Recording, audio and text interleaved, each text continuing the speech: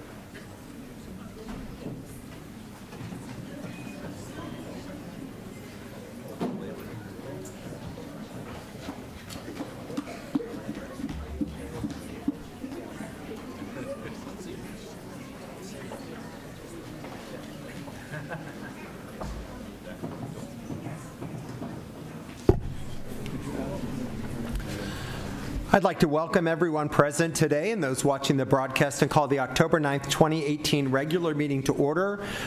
With all board members present, Dr. Sharon Whitehurst-Payne will be here momentarily. Let's please stand for the Army JROTC Color Guard from Kearney High School, which will now present the colors.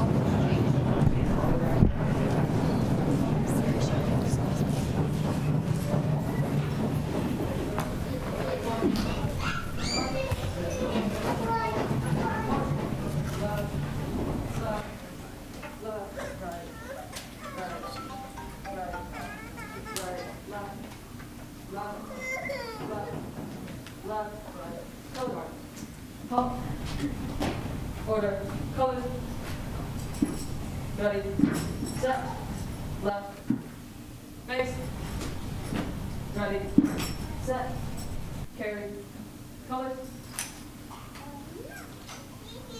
ready, set, freeze, colors. Place your right hand over your heart. Ready, begin. I pledge allegiance to the flag of the United States of America and to the republic for which it stands, one nation, under God, indivisible, with liberty and justice for all. Carry. Colors. Order. Colors. Ready, set, right, face, ready, set, forward, arms, forward, march.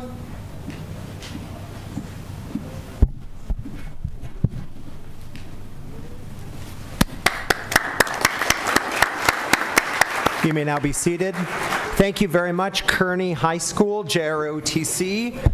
Here in our auditorium, when we do the Pledge of Allegiance, we always follow the cadence of the children. They have a different pace. I'm used to it every morning in my classroom. If you wish to address the board on any agenda item before the board today, or on a subject that's not on today's agenda and your name's not on the speaker list printed on blue paper located at both entrances to the auditorium, and you've not already submitted a request for public testimony form, please complete the form and submit it to Marty Stoltz, the board action officer, on your left. Speaker forms are located at both entrances to the auditorium. I would like a motion to adopt today's agenda with Section J, Superintendent's Consent Agenda, to be considered next following the adoption of the agenda. We have a motion from Dr. Michael McQuarrie. Second. And a second from Dr. John Lee Evans. Please vote on the agenda. That passes 5-0. Does any board member wish to remove any item from the consent agenda? Do we have any speaker slips, speakers on any agenda item? Okay. Is there a motion to adopt the superintendent consent agenda? So moved. We have a motion from Dr. Evans and a second from Dr. Sharon Whitehurst-Payne. Please vote.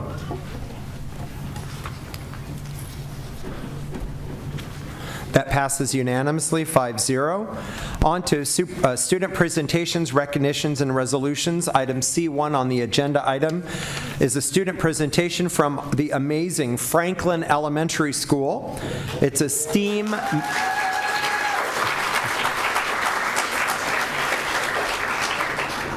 Franklin Elementary School is a STEAM magnet program in the Hoover Cluster, Area 3, Subdistrict B, and it also has a choice into the Patrick Henry Cluster as well.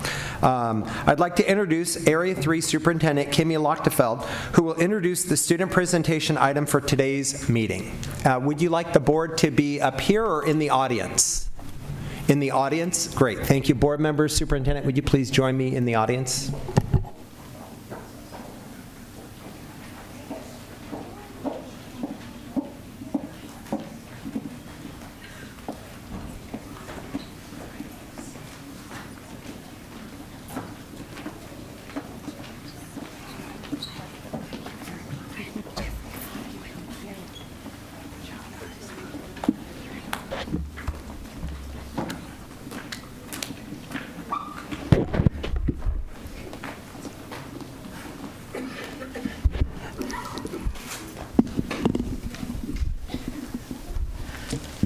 Good evening, President Beiser, Superintendent Martin, and our esteemed Board of Trustees. It is my pleasure to introduce to you tonight our wonderful students from Franklin Elementary STEAM School. They have an amazing presentation for you, so without further ado, I'd like for all of us to give a warm welcome to Principal Don Wisman and his amazing Franklin students.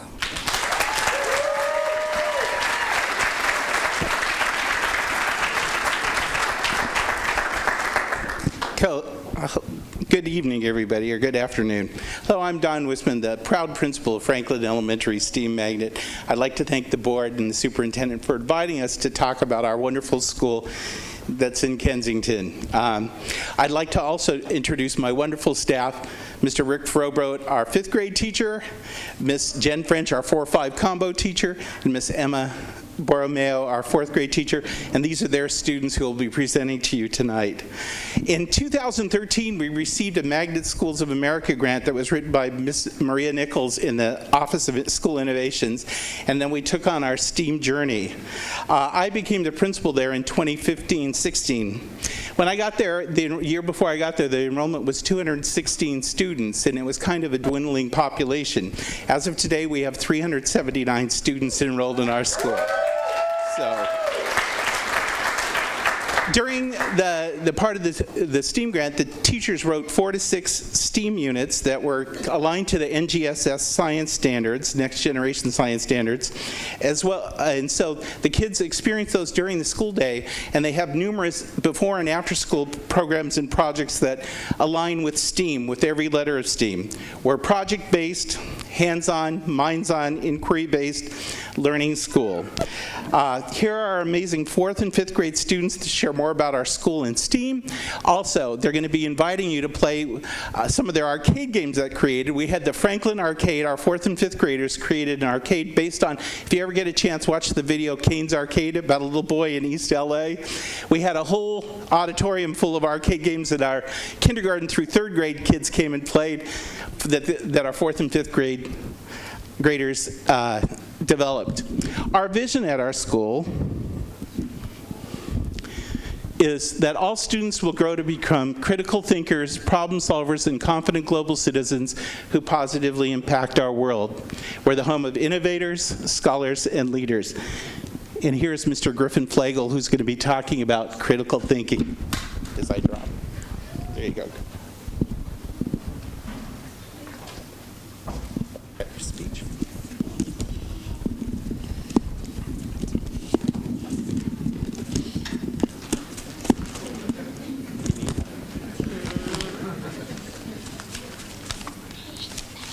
There you go, Griffin. Hello, my name is Griffin Flegal, and I will be telling you about how we use critical thinking. When we design, we have to think if it reaches our goal, and if our design makes sense. For example, when my group and I were trying to design our game, we had to come up with a name that would fit our game. First we called it Hoops, but then we figured out it was really hard to cut hoops with cardboard. So we changed it to planks. Instead of throwing balls into hoops, we decided to have balls hit planks made out of cardboard. We also needed to build a game that would be portable and fun for the players. We thought it would be pretty fun to hit planks. To make sure it was challenging, we made 5 planks instead of 10. Sure enough, it was challenging. Finally, to make sure players of all heights can play our game, we added one last box. We added a vacuum box that was the perfect size to give it extra height. That is how we used critical thinking.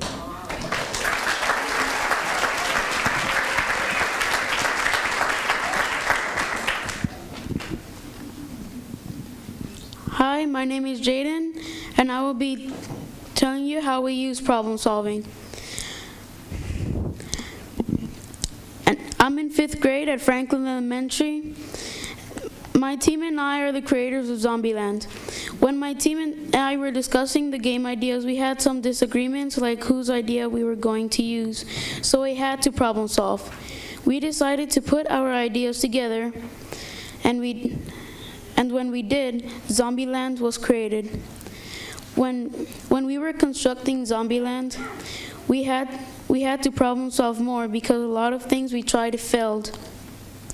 We had to make something that worked, so we worked together to come up with solutions.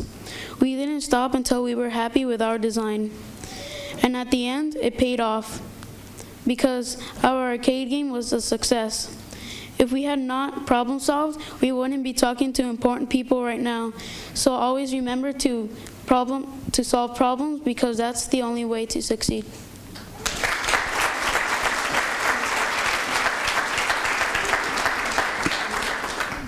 Hi, my name is Victoria. I'm from Mr. Fro's class from Franklin Elementary. Hi, my name is Nyla, and I'm also in Mr. Fro's class. Hi, my name's Evelyn. I am also in Mr. Forward's class, and I am in 5th grade. I go to Franklin Elementary Steam Magnet.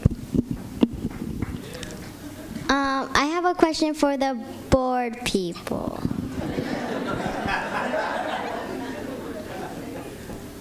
Who can name 1 out of 17 Sustainable Development Goals?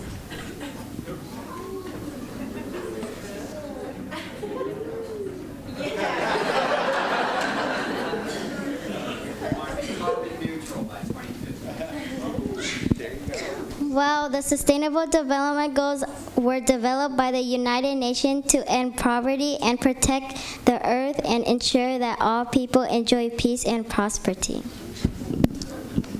The United Nations wants to accomplish this in 2030. That's when our 1st graders graduate high school.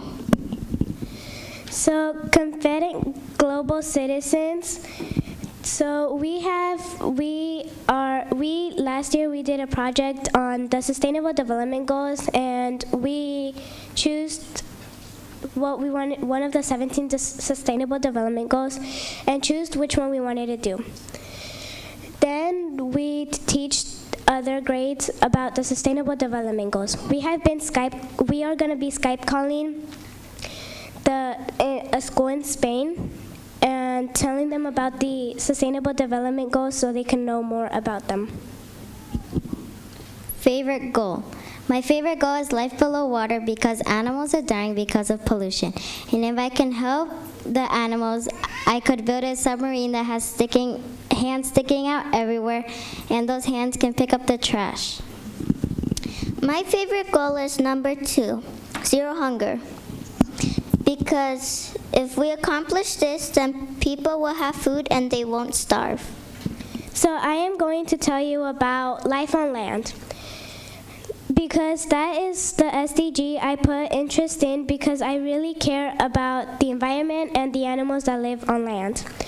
You should not throw away trash, plastic on the floor because birds might choke and some animals might be able to be extinct. And I want to make something that can scoop up trash or get trash and have people know that they're supposed to pick up after themselves.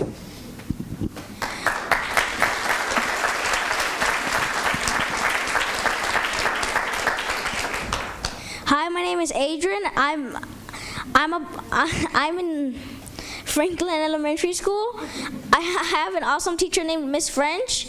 And what is it like to be at a STEAM school? We get to think outside the box. Hello, my name is Jeffrey, and I am Miss French's class as well as 5th grade.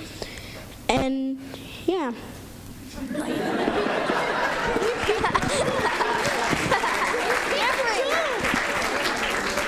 What is it like to be at a STEAM school? We get to think outside the box. As you can tell from our arcade games, wink, wink. At a STEAM school, we get to work in groups with a lot of different students, even at different grade levels. Our projects are always based around the design thinking process. We know that failure is good. It just helps us to learn and get better. After getting feedback from others, we are constantly revising our projects at Franklin. There's always a way that we are able to communicate with others about our projects. Since Franklin is a STEAM school, we have many after-school clubs such as Science Olympia, robotics, Spanish drama, a STEAM lab filled with Legos, Little Bits, an abundance of STEAM books, logo, take-home computers, over 60 community volunteers, gardens for each classroom, during the day classes such as ukulele and ballet, an amazing art teacher, STEAM experience night every May, and really cool teachers. Thank you.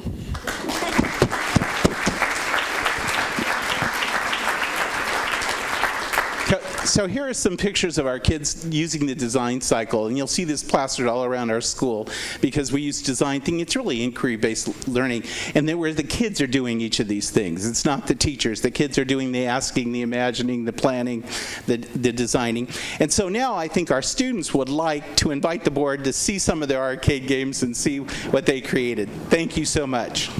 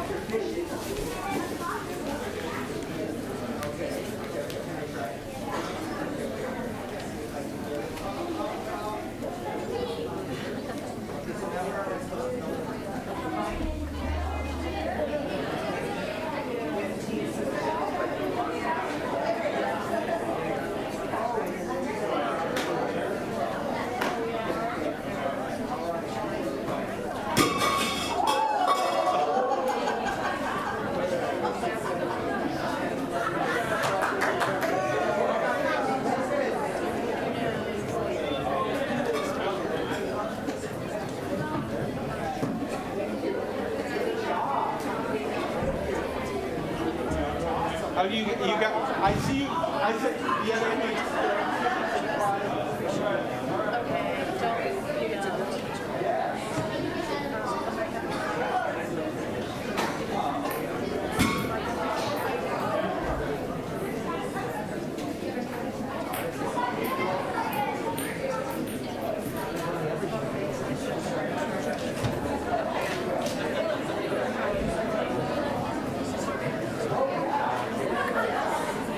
Totally popped. She wasn't even reading off her card.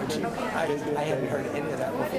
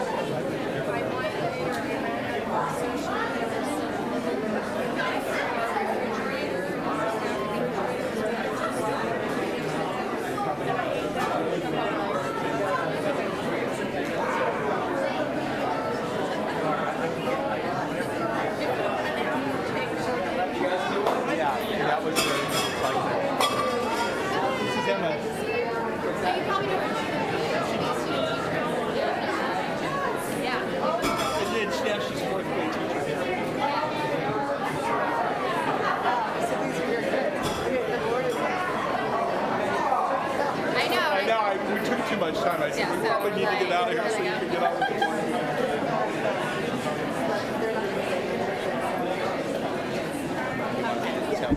Okay, guys, it's about time.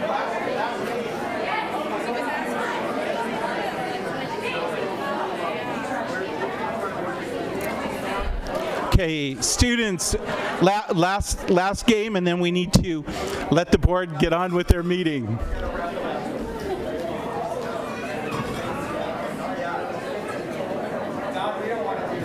I know, I'm sorry. I'm sorry.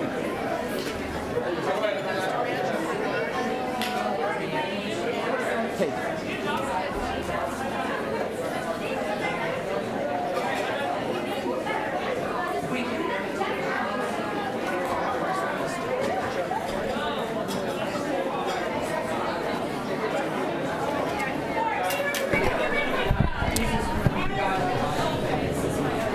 All right, I know that the trustees would love to continue playing games for the next 30 to 45 minutes, but we've got to.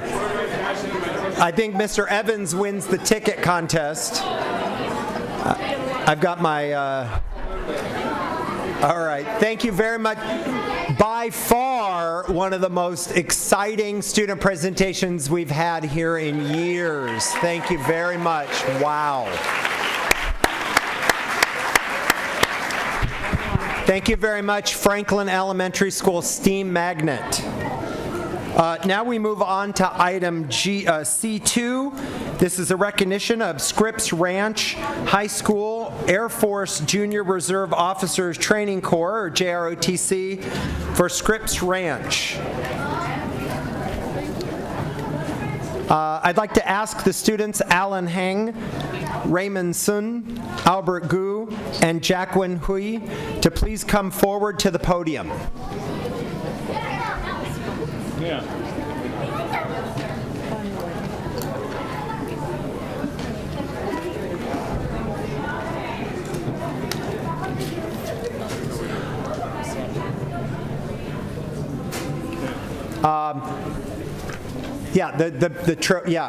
Wow. Good. Now, did you put that trophy in your suitcase? No, we put it in a large box. Oh, good. Okay, great. Well, the reason why we've asked that you be here today is because we wanted to publicly recognize this amazing JROTC Academic Bowl team.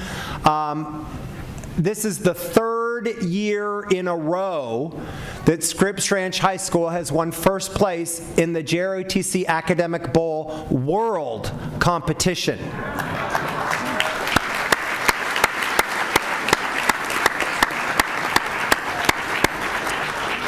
On behalf of the board, I'd like to say thank you very much. You've continued to make us proud. I also want to acknowledge and thank all the staff at Scripps Ranch High School for helping prepare these cadets for the competition and for everything they do for the community. Thank you very, very much.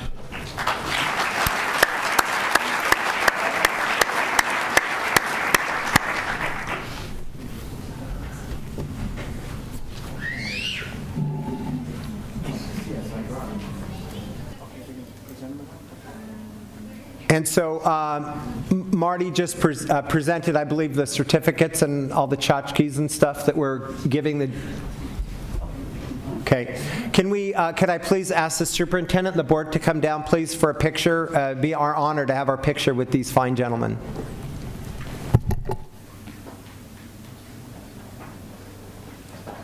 Where are we taking it?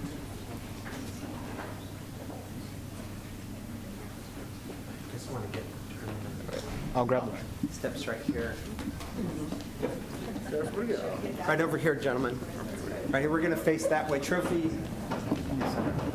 Perfect. All right. Oh. Sorry, guys. Scooch in. Yeah, balance. Okay. All right. Okay. One. Oh, I'm sorry.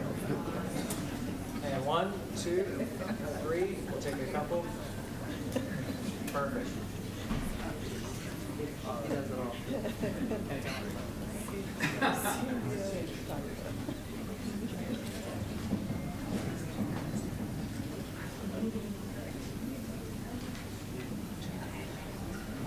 So give it a good shot. All right, well, thank you very much. One more time, round of applause for this amazing academic team.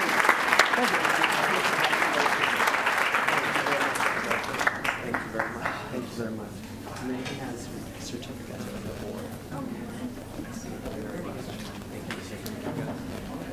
Grab a trophy. You want to go up this way?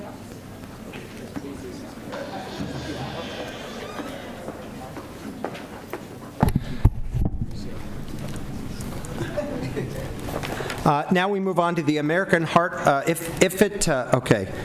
Now we move on to the American Heart Association's National Workplace Health Achievement Index Gold Award. Superintendent Martin, would you please present the item?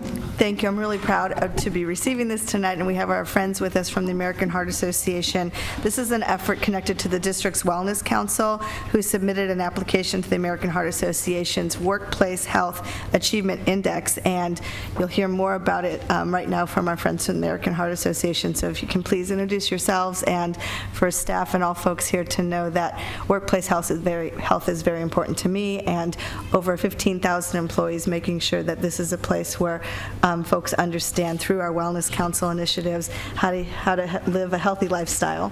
And this is a recognition of what we've achieved, and we're happy to partner with you on this. So thanks for being here from the American Heart Association.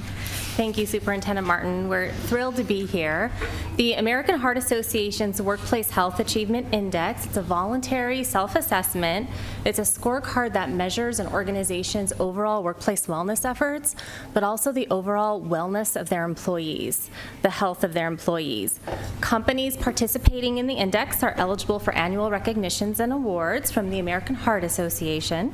There are 3 levels of recognition: bronze, silver, and gold level, with gold being the highest level award. More than 1,000 companies completed the index assessment this year nationwide, and San Diego Unified School District was one of these 186 companies to achieve gold level, highest level possible award, and one of only 12 educational organizations in the entire nation to receive this recognition. So kudos to the entire San Diego Unified School District, especially to Superintendent Cindy Martin, Kate McDevitt, Andrea Eaton, and the District Wellness Council members. Thank you for promoting a culture of health in your workplace. Yes, you're welcome. And we have this plaque to present to the board on behalf of the American Heart Association. Thank you. Thank you very much. I'll reset. We went up from silver to gold. Yes, and actually, that's a good point. Last year, the district applied for the award and had silver level, and this year made great strides, and now at gold level. Yeah, great job. Thank you so much. You want to be in the picture? We have lots of people there that can take it. Yeah, let me do Come on, one. there That would should be good. Okay.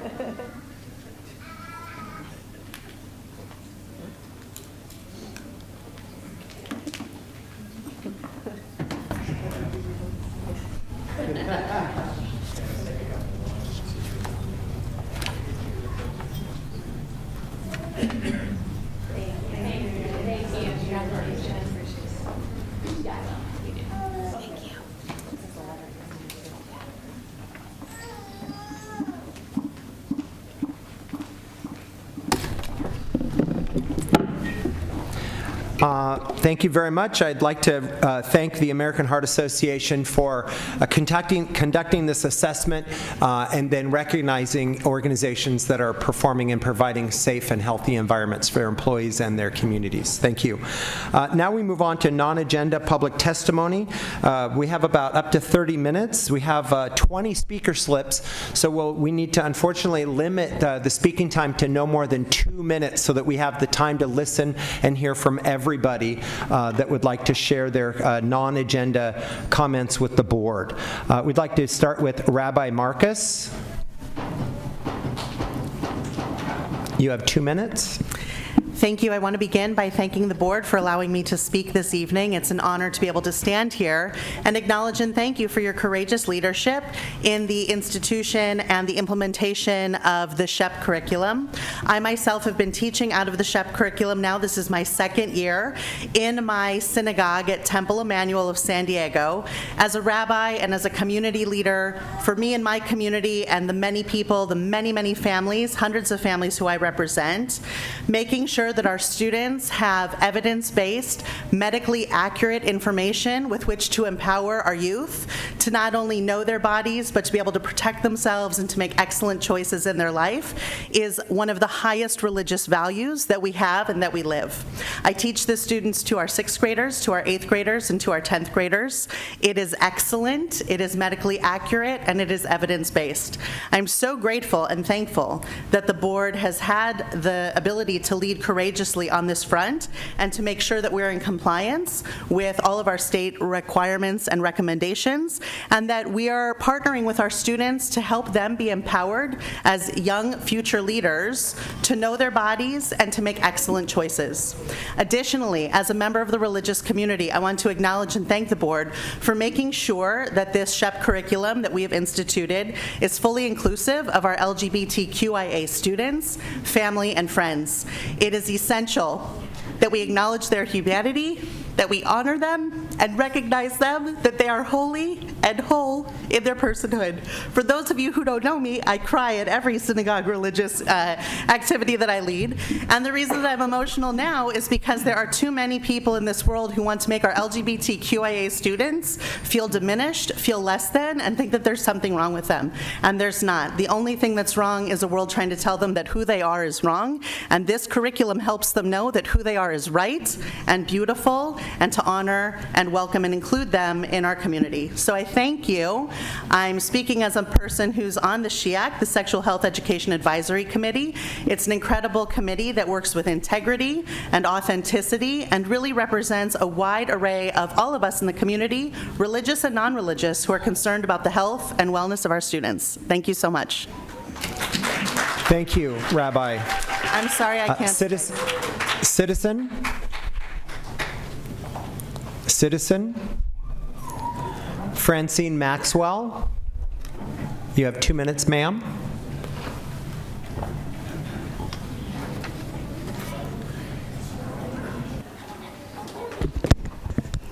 Poverty is not an accident like slavery and apartheid. It's a man-made, can be removed by the actions of a human being.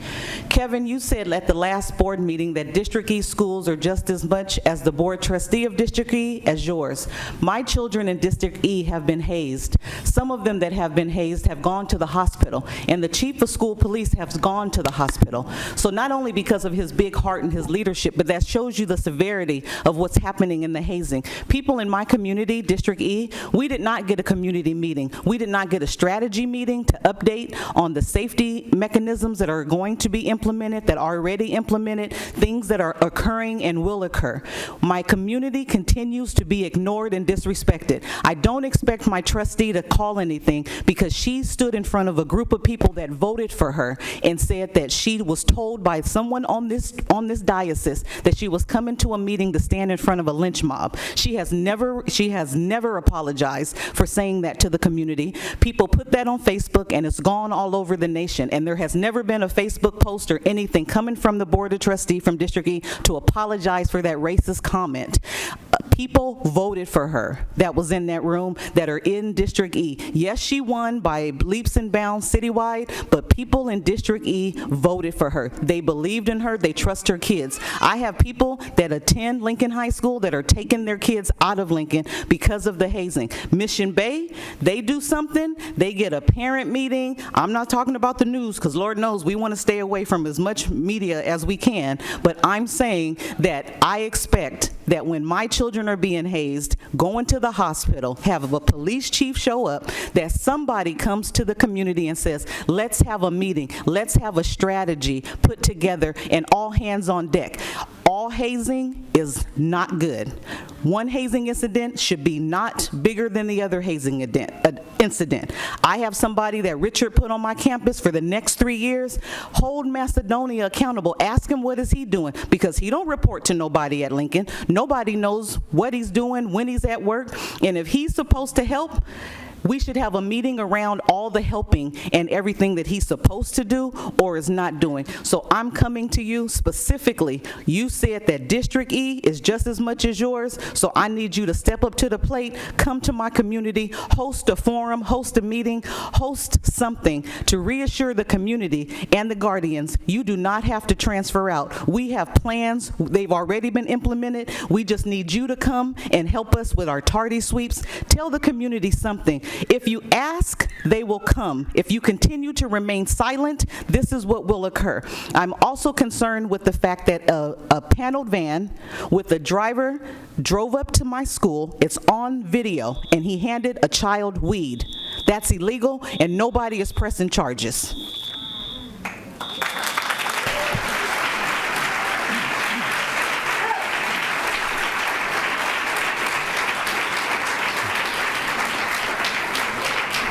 I'd like to refer some of the remarks from Ms. Maxwell to the superintendent for follow-up.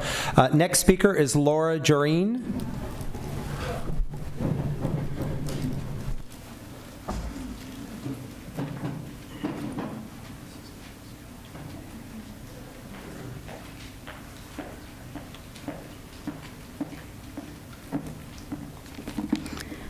Good afternoon.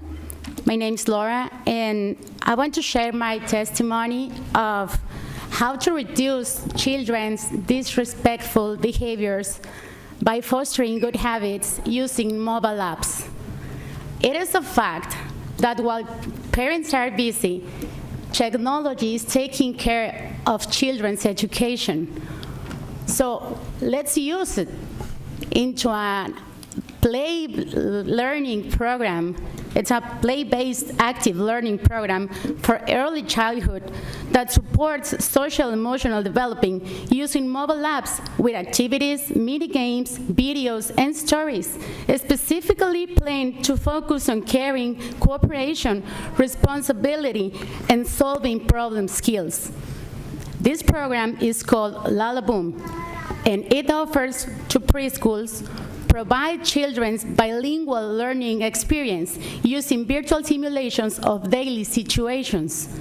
Give teachers weekly plan activities and routines to do indoor and outdoor, and virtual coaching for parents to guide children's behaviors by using positive discipline.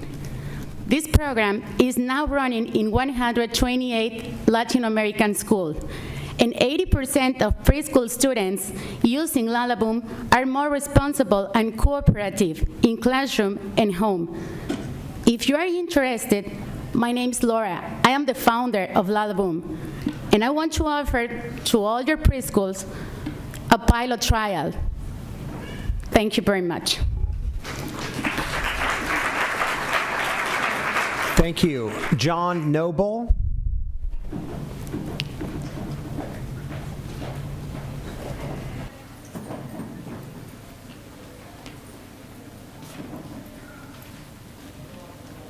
Yeah, thank you very much for the opportunity to come here tonight. I sent you an email earlier today as well with the information that I'm about to present. I'm formerly worked in public schools, and I'm interested in all schools, and but particularly in the Mount Everest Academy, which is in Claremont. I understand the need sometimes to have added density in communities, and affordable housing is a good goal, but I'm concerned about one particular project that the county and city are trying to rapidly push through. There seems to be state money that they think will be available soon, and they want to position themselves to get as much of that as they can with no added infrastructure. The particular project is on county-owned property on Mount Etna Drive in Claremont. It's 1 block from the Mount Everest Academy. According to county literature, on county letterhead, The one target population is, and I quote, persons with serious mental illness or substance abuse problems. They're in the process of trying to rezone the property from commercial to residential high. They're in the process of trying to zone that as a transit priority area, which means they don't need to provide parking like you would in a normal development, which means that residents who have cars will probably park at the school or in front of the school, which will make it more dangerous to pick up and drop off students. There may be needles, there may be, the mentally ill may cause problems for safety issues. I just ask that you'll direct the superintendent to investigate whether the county's planned affordable housing project on Mount Etna will adversely affect this school and other nearby schools. Thank you. Thank you. Bill Goulet.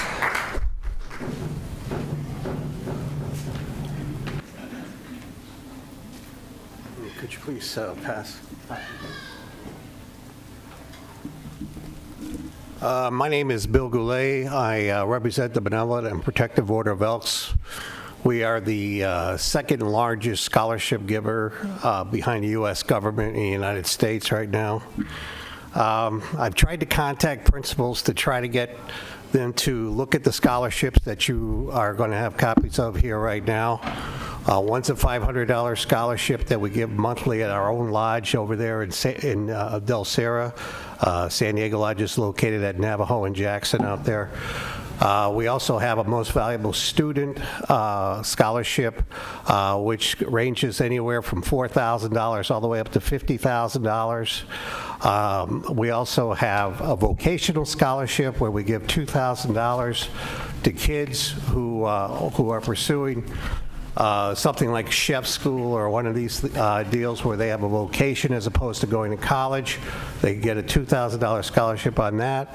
I just was hoping that the superintendent will put out the word that we're taking applications on this. I'm not getting a lot of feedback from the principals. They seem to get too many emails, I guess, and they just don't return them. So I'm hoping that you can forward that information, and hopefully we'll get some response.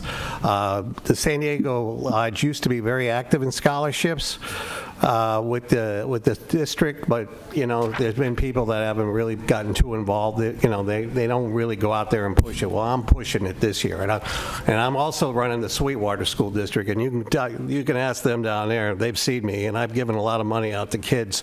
I'd like to do the same here in San Diego. So hopefully, you guys will make this happen. Okay, thank you. Thank you, Bill.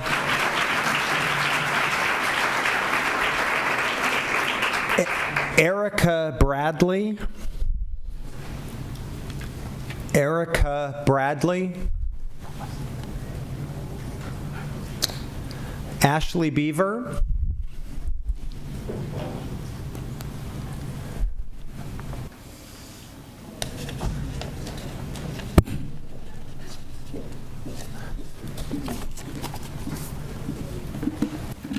Thank you. Good evening. Ashley Beaver, parent and educator. When my 8th grader came home from the first week of school, she said, "Mom, did you know that kids can get condoms now?" And the boys are really excited because now they think they can start having sex. What next, Mom? Are the schools going to send home lingerie? I thought, come on, is this the casual sex message that's intended for our middle schoolers?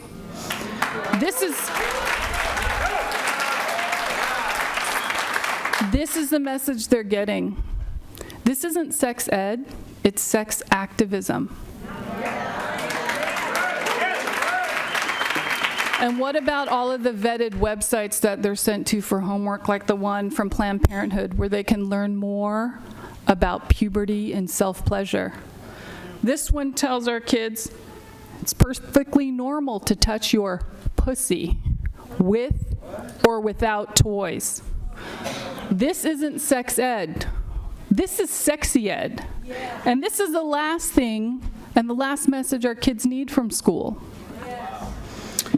Their sexual and mental health are too important to do this in a sloppy, experimental way. Please do the right thing. Put our kids first. Please suspend the sexy ed and locate a curriculum that better represents our shared community values. Thank you.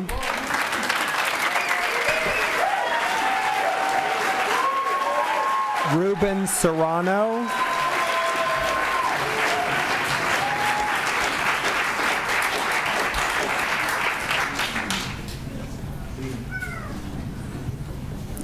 Good evening. I'm a parent and I'm an educator, but I also am a Knight of Columbus, and that represents 2 million worldwide. It's the largest fraternal organization in the world. I'm the California committeeman for the Knights of Columbus for the Culture of Life. And just like my good friend Ashley mentioned, this is peddling pro-promiscuity. You know, this has no place whatsoever in our schools.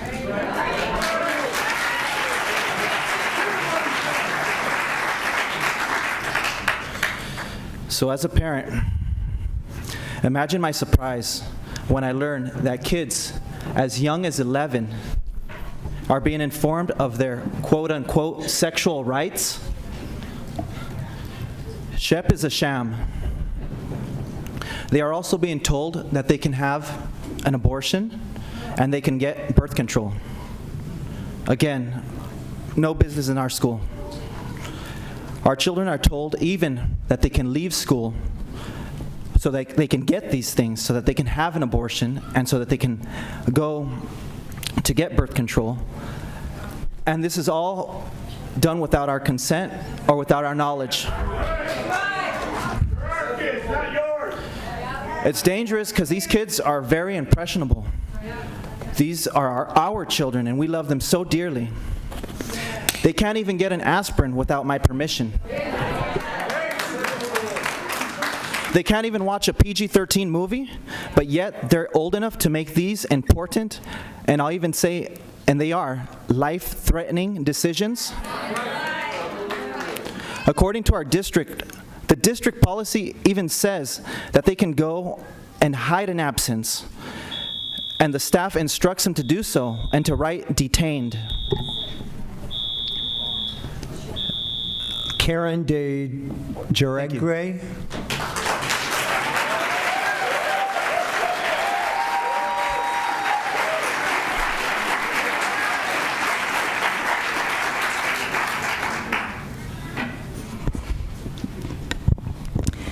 The California Healthy Youth Act does not require teaching sex ed to 6th grade.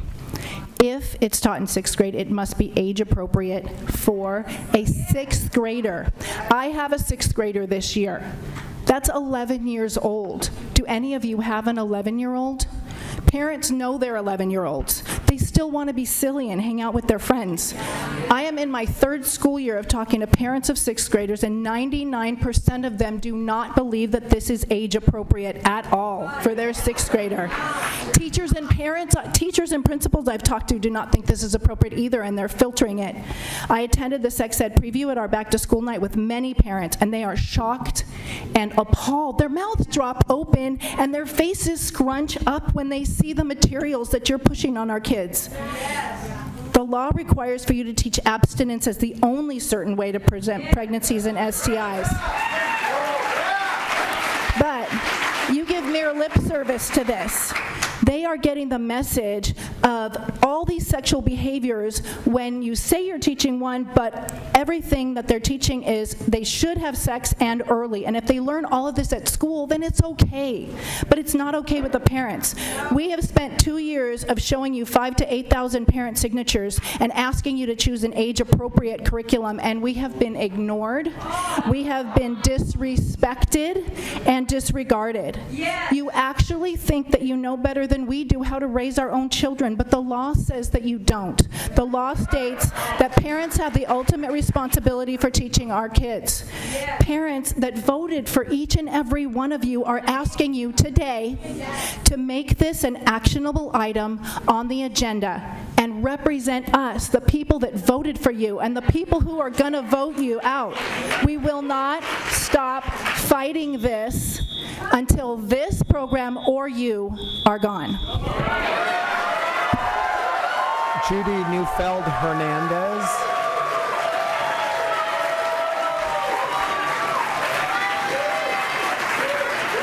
Dean Broyles.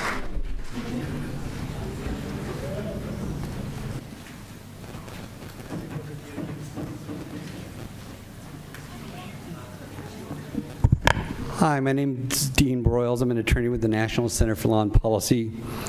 And concerned parents in San Diego Unified remain very frustrated that the current trustees are ignoring their legitimate concerns, and that Superintendent Cindy Martin is publicly dismissive and is taken to lying about their numbers and concerns. Martin specifically recently told EdSource, quote, "There was a very small group of people who just flat out believe that we not only shouldn't teach sex ed to their children, but to other people's as well." Lie. It's a permanent opposition. When you try to get into a substantive conversation with them about what they object to, there is really no answer. Really, Cindy? Really? There are blatant misrepresentations in your statement. First, we are not a small group. We are more than 9,000. We are more than 9,000 and growing, and we are joined by a number of concerned parents across the state of California. And we aren't going to stop until our public servants actually start serving the public. Rather than indoctrinating our children with a radical, comprehensive sexuality agenda. Second, we don't object to sex education being taught to our children. No one has ever said that to you, ever, once from our organization or from our group. What we do, we are simply demanding that what is taught is age-appropriate, medically accurate, and doesn't undermine community values. We are very mad that SDUSD appears to be more concerned about pushing sexuality on our kids than protecting their health. Third, we have repeatedly in writing and verbally here shared our very detailed and specific concerns and objections with you and the board members. It was you who, after asking for a meeting last year with concerned parents and community leaders, we expected to meet with you, but you never followed up and met with us. Angela Serrano, you're to make matters worse, the district thought it was a brilliant idea this year to make condoms and lube readily available to 6th grade students, 11 and 12-year-old children, and is actively promoting sexual stimulation and pleasure. You're using to Angela our kids. Serrano's time. I want to note that you allowed the rabbi to speak for 3 or 4 or 5 minutes.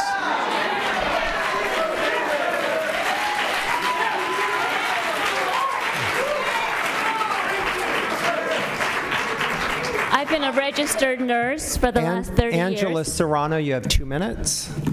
Thank you. By law, school instruction is supposed to be medically accurate.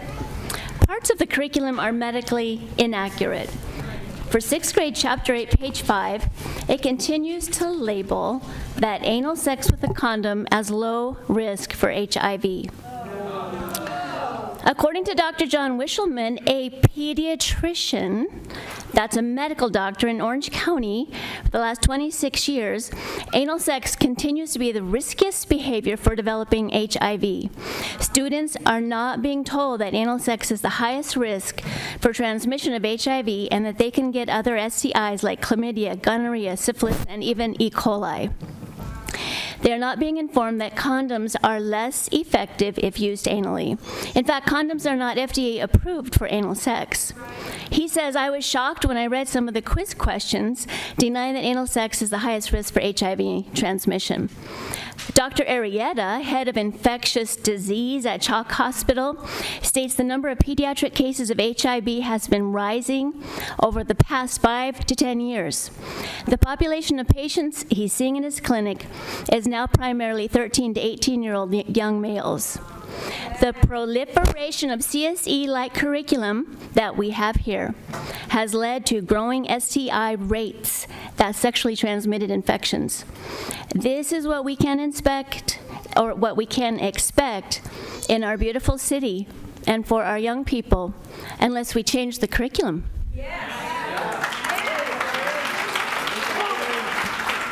A member of this board who is sitting in front of me told me, we will not suspend the curriculum. You need to elect new people if you don't like it. San Diego, it's time to vote for change in 1 month. Woo, that was you. Billy Stewart.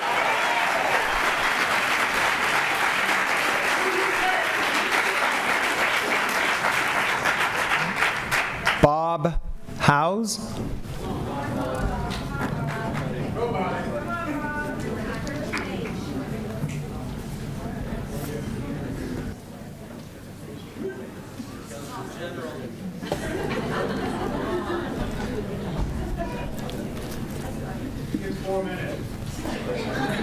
I need 3. Hi, my name is Bob Howes, and I want to honor you for today. It's been rough. It's been a rough one. But I want to tell you that I represent 3 people.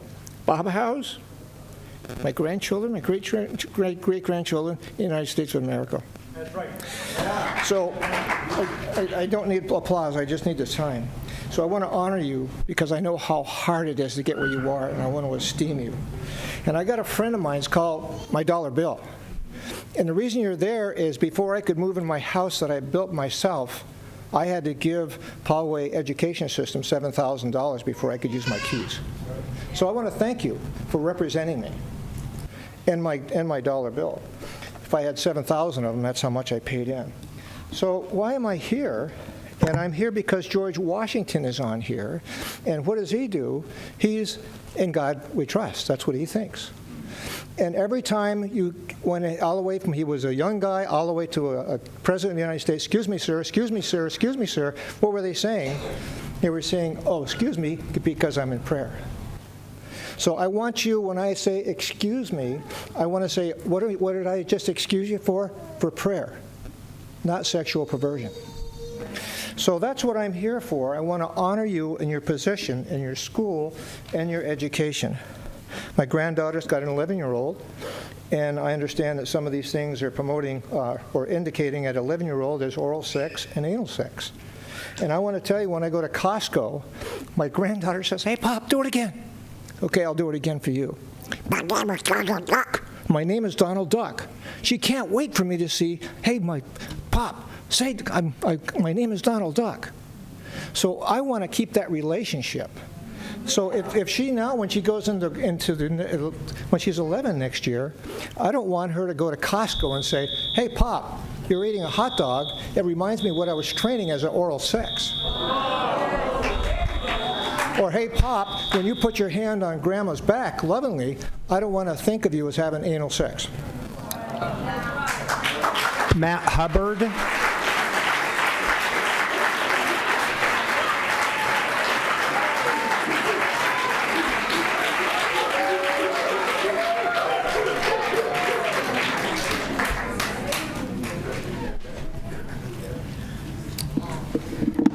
Hi, thanks for the time. My name's Dr. Matt Hubbard.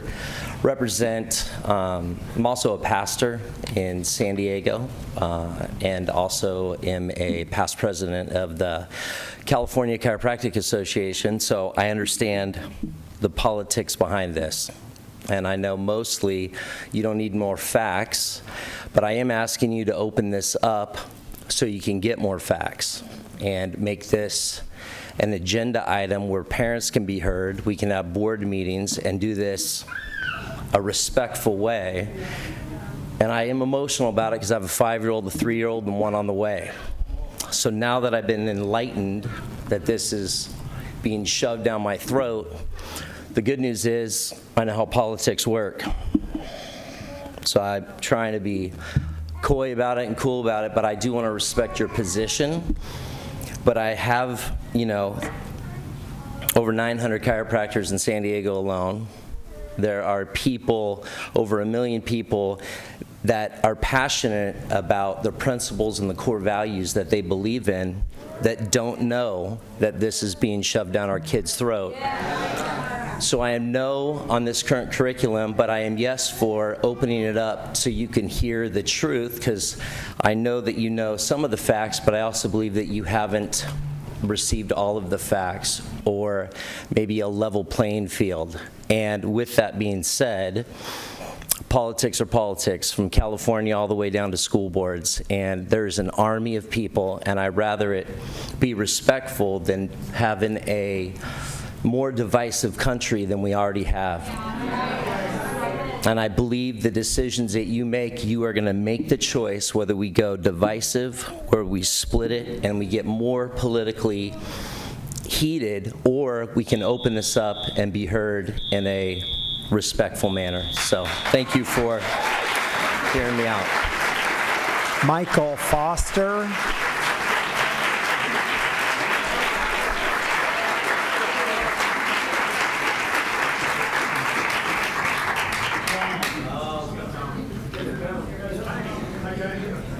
Good evening, members of the board. Thanks for having me. My name is Tom Foster. I'm a parent. I'm a retired Command Master Chief from the Coast Guard. And I'm a concerned citizen also. I'm gonna be honest with you, I haven't read this whole sexual health education program. I haven't done it. I stopped at the 6th grade stuff. And I go, man, I've got a 5-year-old, I got a 3-year-old. I don't have any more on the way, sorry, Dr. Matt. But there's no way I want to have those discussions with an 11-year-old. There's no way I want to have the discussion about anal sex, about using a condom, or anything like that, guys. I just think it's way too much, too soon. Someone else thought of that, not me. But hey, seriously, like, I would ask that you guys bring this as an agenda item, and we can have a legit discussion about it. I appreciate what all of you guys do. Look, here's the deal. I don't care whether we agree with each other or disagree. I appreciate what you guys do where you sit in your seat. It's not an easy job. So my hat is off to you, but I am asking you, bring this as an agenda item, and let's look for something that's a little more suitable and age appropriate. Thank you for your time.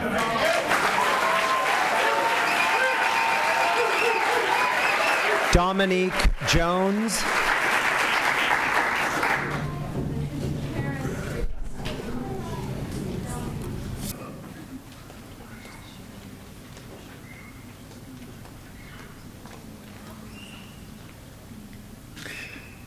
Good evening, members of the board. My name is Dominic Jones. I am not an educator. I am not a pastor. I do not have children in the 6th grade. I am the proud father of a beautiful 5-year-old girl and awesome, amazing twin 3-year-old boys. I'm a firm believer that the daughter that I'm raising, I'm not raising her to be a girlfriend. I'm not raising her to be a sex toy. I'm not raising her to be a booty call. I'm raising her to be a wife. I'm raising her to be a wife who is respected by men, to be respected by her husband. I am trying to raise men, not boys, not dogs, not guys who are out on the prowl. I can look back in my history and know that in my life I have failed in that manner. I will not make the same mistake with my 2 boys. What I am asking for, as respectfully as I can, is a curriculum that is going to appropriately teach them, but at the same time not overly sexualize them. Because again, I understand is that people are going to learn about sex one way or another. I understand kids talk about it and understand it happens, talks about it in the cafeteria, it talks about it in the bathroom. I understand that the information is out there. But I also know that I have a responsibility to raise my children in the way that they should go, so when they get older, they won't depart from it. So my request of you is, as the gentlemen and the ladies who have already spoken before me, is to please make this an agenda item so we can have more conversation on it, so you can really kind of feel, the passion of, and again, not that we're trying to vilify you, but at the same time, we as concerned parents who have the responsibility of raising our children appropriately and teaching them what is right and what is wrong, help us to help you to help them. So I thank you very much for your time. I thank you for what you do. John Moore.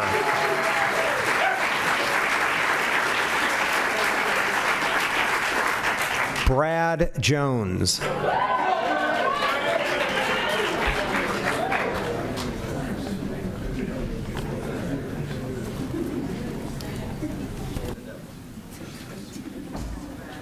Thank you, members of the board. My name is Brad Jones. I'm a local youth pastor here in San Diego, and I brought a group of people with me. If you guys could raise your hands.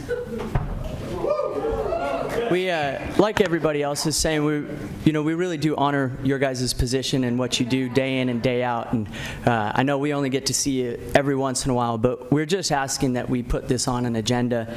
The one point that I would like to make is in the 6th grade curriculum, lesson 8, page 5, it talks about,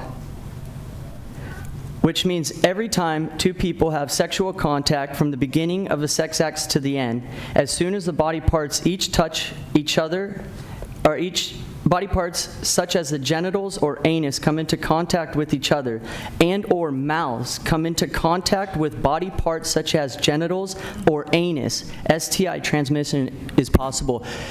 What I wanted to highlight is that the awesome young kids here from Franklin Elementary School are 10 months away from receiving that information. And it's just not right. And so we'd just like to go to an agenda and put something that is age appropriate. Thank you very much.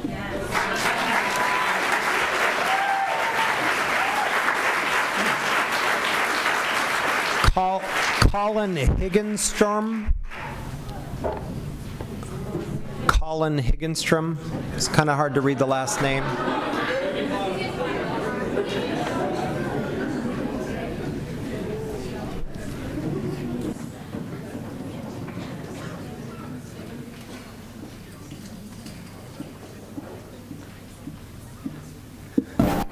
Appreciate this opportunity to be here. Appreciate your service. I know you're all here because you want to build programs and systems that better our kids, and we know you're into education because you believe in it and you love kids. And I'm a parent and I'm a father. I just had the birds and the bees talk with my son, who's 11 right now, just went into 6th grade. And I do want you to know we didn't discuss anal sex or condoms or oral sex. We discussed just the introduction of the body. And he's still kind of blown away with the idea that his mom and dad had sex together. That's a lot for him to take, and it's actually pretty gross for him still. And I do think sex is good and sex is beautiful in the right contexts. And what I like to teach our children is that let's keep it that way. I want to say this, though. His 5th grade teacher was probably the greatest teacher we've ever had of any of our 4 children. And I just can't imagine her being forced to introduce this to him, because the level of respect he has for her and the level of influence that she has, because she's remarkable. And so if she said this is normal for our son or our daughter, that this is normal activity, he would assume, because it's somebody that he respects and appreciates, that it's probably true. And we need to get this into more discussion. I believe that's what you want as well. I don't think you want to force this down parents' throats. I think we want to have good dialogue with good decisions so we can get appropriate curriculum into our kids. Thank you so much.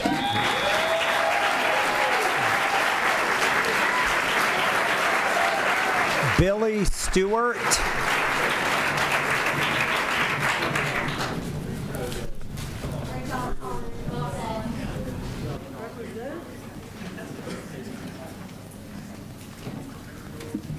Board members, thank you very much for this opportunity to come before you. This is a very critical situation that we have going on in the public schools. Critical not only to the school system, but critical to the parents and to the children that are subject to what you're teaching in the curriculum called SHEP. It is child abuse. You are taking children and you are bringing them to a point in their little lives to where their little hearts and minds are starting to reflect in an area that a child's mind should never go. That becomes part of our life as we grow into adulthood. I am a father of a 69-year-old son. I've been around a long time. Nothing embarrasses me, but when I saw what this curriculum exposes to children, I was embarrassed. And I thank each of you, if you will sit down and study your own curriculum, know this, that there is a higher power you will be accountable to someday. That higher power is greater than any one of you sitting on that board, even though you have been put in that position to do a job. But your job is not to teach our children the curriculum that you're putting in the school system, because it's not for children. That could maybe be implemented in college or maybe in high school. But in the grades before that, no, it's not. And I'll stand here before you, and I'll bring one scripture verse to you. I am a Christian, and I'm proud of that. But it would be better for you to have a millstone tied about your neck and drown in the depth of the sea than to harm one of these little ones. Now that is the final authority on sex. The Creator that created everything created sex for a man and a woman to procreate, that they could procreate and populate this earth. Animals procreate, people procreate, but it's not procreation you're teaching. It's a violation of the rights of these children and of us parents that are not aware of it. And for me to be my John age, Moore, you're the I'm next made aware speaker. of it. And I really want John you to understand, Moore. this is from my heart. Please do away with this curriculum. Suspend it until you have a chance to get to know it yourselves. Thank you very much.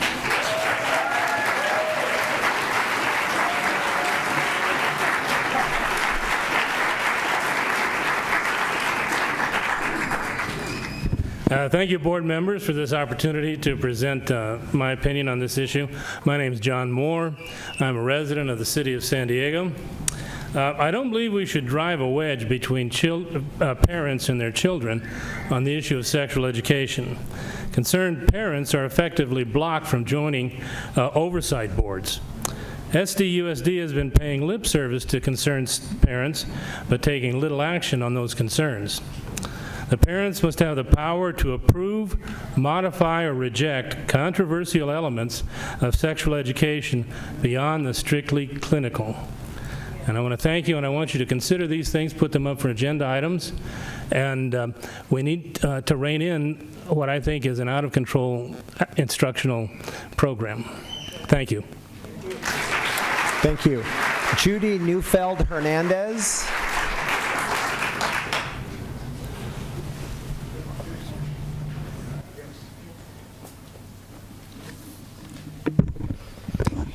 This curriculum is institutional grooming of children. This isn't sex ed, it's sexy ed.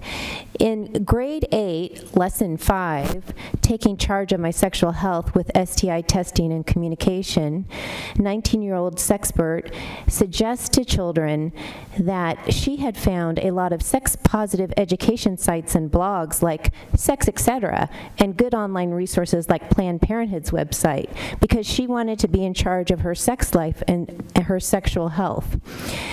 When you go to Sex Etc., which is one keystroke away from hardcore porn, if you interpose the C and T, you go to hardcore porn. It makes me wonder why you're wanting kids to type that in the address bar. We get to Girls Masturbate, why it's totally normal and empowering. And under the auspices of safety first and self-care, we have advice. As a girl, it can sometimes be harder to get off without the help of handy little tools. In some areas, sex toys cannot be purchased if you're under 18, so some girls get creative with hard veggies, household items, haphazard homemade dildos, and things like that. But this is not safe, smart, or even the way to do it. Below are a few things to keep in mind if you choose to masturbate. Nobody here wants to shame kids about masturbating, but you are introducing abnormal, unhealthy practices under the auspices of safety first, and that is institutionalized grooming. I am a sex abuse prevention prevention advocate in this district. This district is rife with predators. You have covered up so much sex abuse in this district, it's sickening. But what this curriculum does in the hands of a perverted educator is it tells them they get to talk to kids about this and teach them how to properly do these things. This is classic material for predators.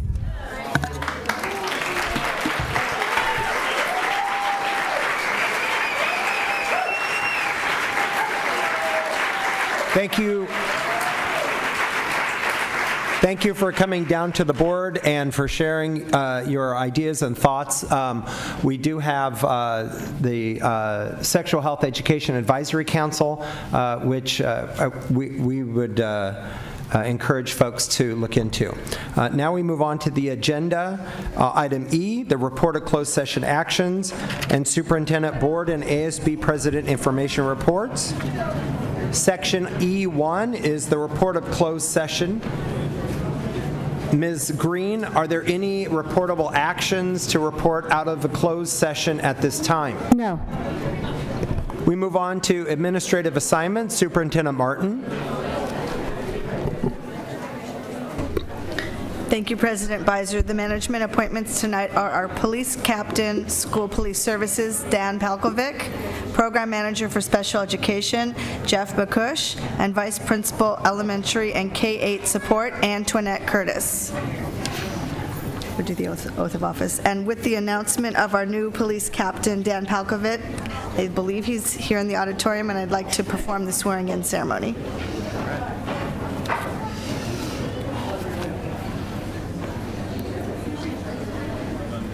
If he can come up.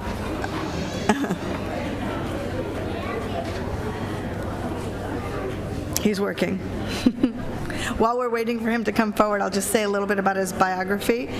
Dan, here he comes, was born and raised in San Diego, and he attended San Diego Unified Schools, graduating from University City High School in, do you want me to tell them what year? 1987. Dan enlisted in the Marine Corps following graduation, where he served in an armored vehicle unit during the 1991 Gulf War. Following the military, Dan returned to our district as a campus security assistant. He then promoted to community service officer, campus police officer, sergeant, and is now being appointed to captain. Dan earned his bachelor's degree in criminal justice from California Coast University and is a graduate of the Sherman Block Leadership Institute. In his spare time, he enjoys spending time with his family, camping, golfing, and woodworking. He's served in our district for well over 26 years, and we're proud to see him rise to such an important position of leadership. And now I'll perform your oath of office. All right.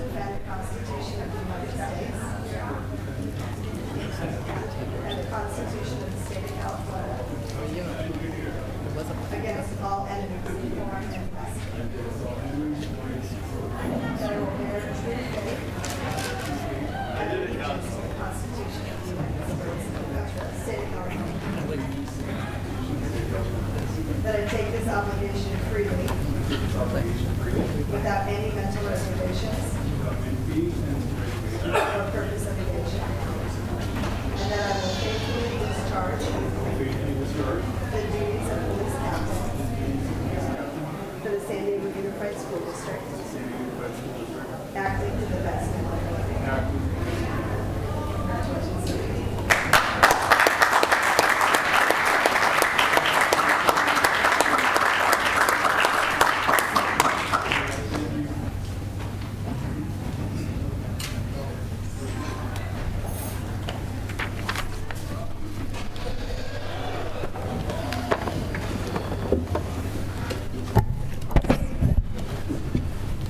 Congratulations, Police Captain Dan Palkovic.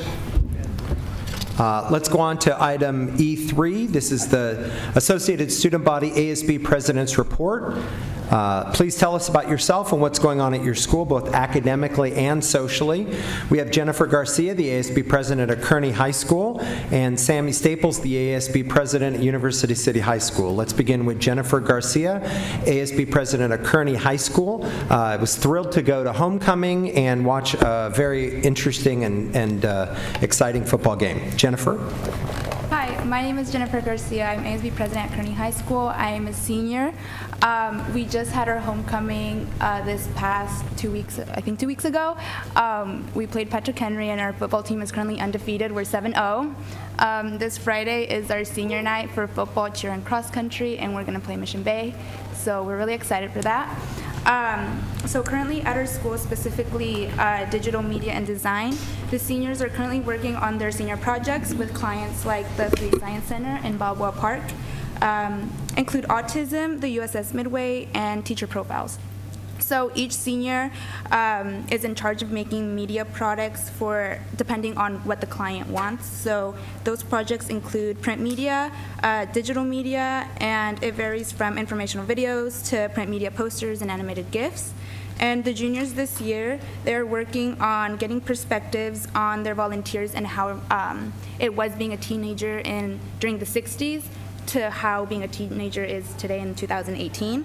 And they're making portraits of the volunteers and what inspired them to get civically engaged, since they do volunteer on the Midway. And they're doing this so that it inspires the juniors and really gets them to talk about what inspires them to be civically engaged in their community. They're also talking about the difference in technology then and now, as well as the breakthrough science today. And for our freshmen and sophomores, their client this year is the Scripps Institution of Oceanography in La Jolla. And their freshman client is the Center for Justice and Reconciliation at Point Loma Nazarene University. And their topic this year is human trafficking, and they're creating artifacts to spread awareness on sex trafficking, and they're making documentaries, podcasts, public service announcements, and they're doing a social media campaign as well.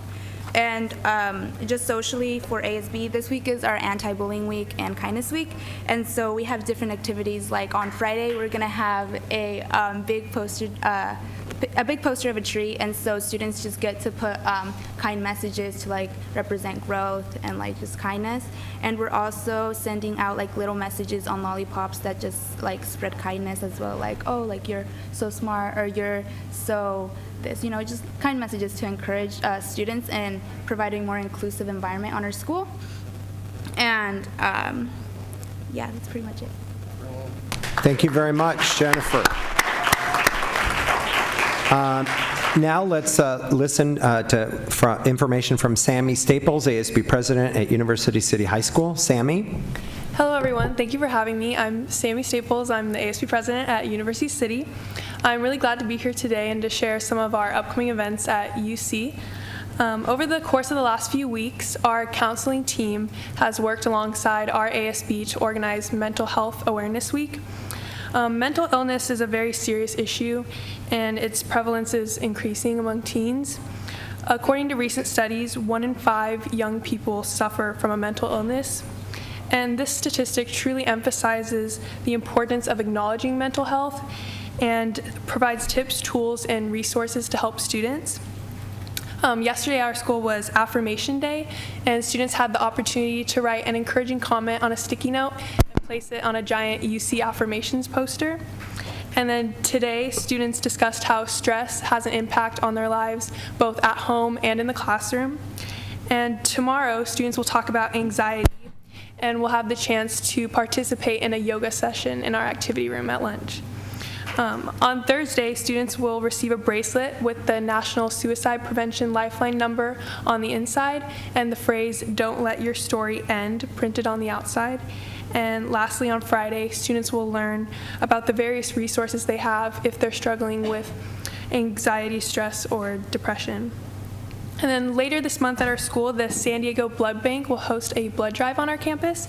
The blood drive will be on Wednesday, October 24th in our activity room. And last year, we broke the record for most blood donated at UC. We collected 56 units of blood, enough to help save 168 lives. Our homecoming football game is next Friday, October 19th versus Morse. The theme for our student section, which we call the Roman Legion, is Pink Out in honor of Breast Cancer Awareness Month, and our ASB is selling neon pink homecoming shirts. Our homecoming dance will then be the following Saturday, October 20th, and our theme is A Race to Space. Each class has a different theme, so seniors are the sun, juniors are Jupiter, sophomores are Mars, and freshmen are Pluto. And we are working, it's funny, for the seniors we say we're the sun because everyone else revolves around us. So. But we're working with SOS Entertainment, and we will have food, games, and silent disco. But overall, we're gearing up for a great year at UC, and I'm really proud to represent our student body. So thank you. And I'd like to extend the invitation to all the trustees on the board and the superintendent to attend your homecoming game on the 19th. I think that'd be a lot of fun. And wear pink. And wear pink. Pink out. Yep. Love that. Good job. Thank you very much. Really appreciate your reports. Now we move on to the superintendent information report. Superintendent Cindy Martin. Thank you, President Visor. I can't wait to see what you produce over at Kearney for those clients. Those sound like very exciting projects. Can't wait to see more about that. So 2 things tonight. First, I have an important reminder that our choice window, for those of you that have not heard, is now open. And each year, about 10,000 families apply for school choice in San Diego Unified, and 75% of those applications get one of their top 3 schools. So it's definitely worth exploring. We notify families by email, and we send them copies of our enrollment options guide. We have Marceline Marquez here today, and she and her team do an extraordinary job, truly, of making every single applicant feel cared for. They also make a very special effort to support our military families. This year, once again, we'll be hosting a special military choice enrollment event on Veterans Day weekend from 9 to 1 on Saturday, November 10th. Please remember the choice window closes this year on November 13th. Finally, finally on this item, and I have one more. I always believe it's important for our families to start the whole school choice process with a visit to your neighborhood school. If you haven't had a tour, please get a tour and visit your neighborhood school. We've worked hard to align our services across the district to ensure that every single school is providing the same high standards so that every student gets the same benefits of a great San Diego Unified education. So if you haven't been to your neighborhood school lately, we encourage you to visit and get a great tour.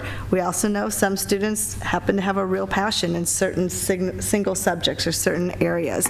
So if your child happens to learn to love learning other languages, for example, you should check out our newest language school, John Muir. Just remember, November 13th is a deadline, and you should visit the school and talk to our enrollment office and find out, get yourself educated at all the options that we have. The second thing I wanted to share was I participated this week at UC San Diego with Chancellor Pradeep Khosla and the CAS program. It's the Chancellor's Associate Scholarship Program, in which Chancellor Khosla gives 250 scholarships, some for transferring community college students and some for our very own high school students. And there are 64 students from San Diego Unified who received the Chancellor's Associate Scholarship. So Chancellor Khosla and I decided to give them a very warm welcome. I'm a graduate of UCSD, so I got to go back to my campus and welcome the 64 San Diego Unified students who had the full UCSD scholarship. Chancellor Khosla and I had an event with them. We welcomed them. There were 32 students from Hoover High School, 18 students from Lincoln High School. Then we had a few from La Jolla, Madison High, Patrick Henry, San Diego High, Sarah High, University City High, for a total of 64 students getting full ride scholarships. And I had the opportunity to, yes, you can clap for that. When I got to see our students, 2 of them I know our board would recognize because they were 2 Lincoln students who actually came to our board meeting several times last year, spoke at public comment about their school and what their school had meant to them. And there, I got to see them right there on their campus, and how proud they are and how grateful they are for this opportunity. They understand that to whom much is given, much is expected. We met a student who, I'm not exactly sure which high school he came from, but he had a big giant backpack on, and the chancellor mentioned to him, wow, that's a lot of books you have back there. I mean, it was big, and it was actually bigger than just a book backpack. And the student very proudly said that everything he had was in his backpack. And he said, don't worry, I'm okay. I might not have a house, but I'm not homeless. I couch surf, and I have different places to stay every night. I don't need to have a home because you, he said to the chancellor, have given me everything I need, my education here at UCSD. It was a very moving experience getting to speak to each student. I spoke to so many students that afternoon about their goals, their appreciation, and these kids have major goals of what they're planning to do with the education that they receive, not only from San Diego Unified, but how they plan to further it with the education at UCSD. So that's my update for tonight.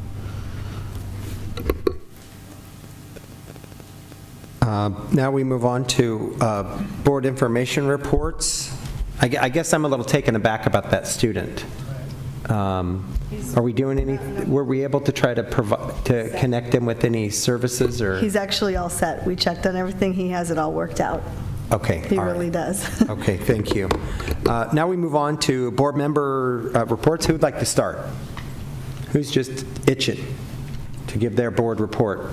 Trustee Barrera, first up in a long time. In a long time, and I'll defer in a second. I just want to say how proud we are to hear your reports, Jennifer and Sammy. It really, I mean, a lot of times we talk about our job is to help put you in the best position you can be to solve the problems that we leave you with as adults.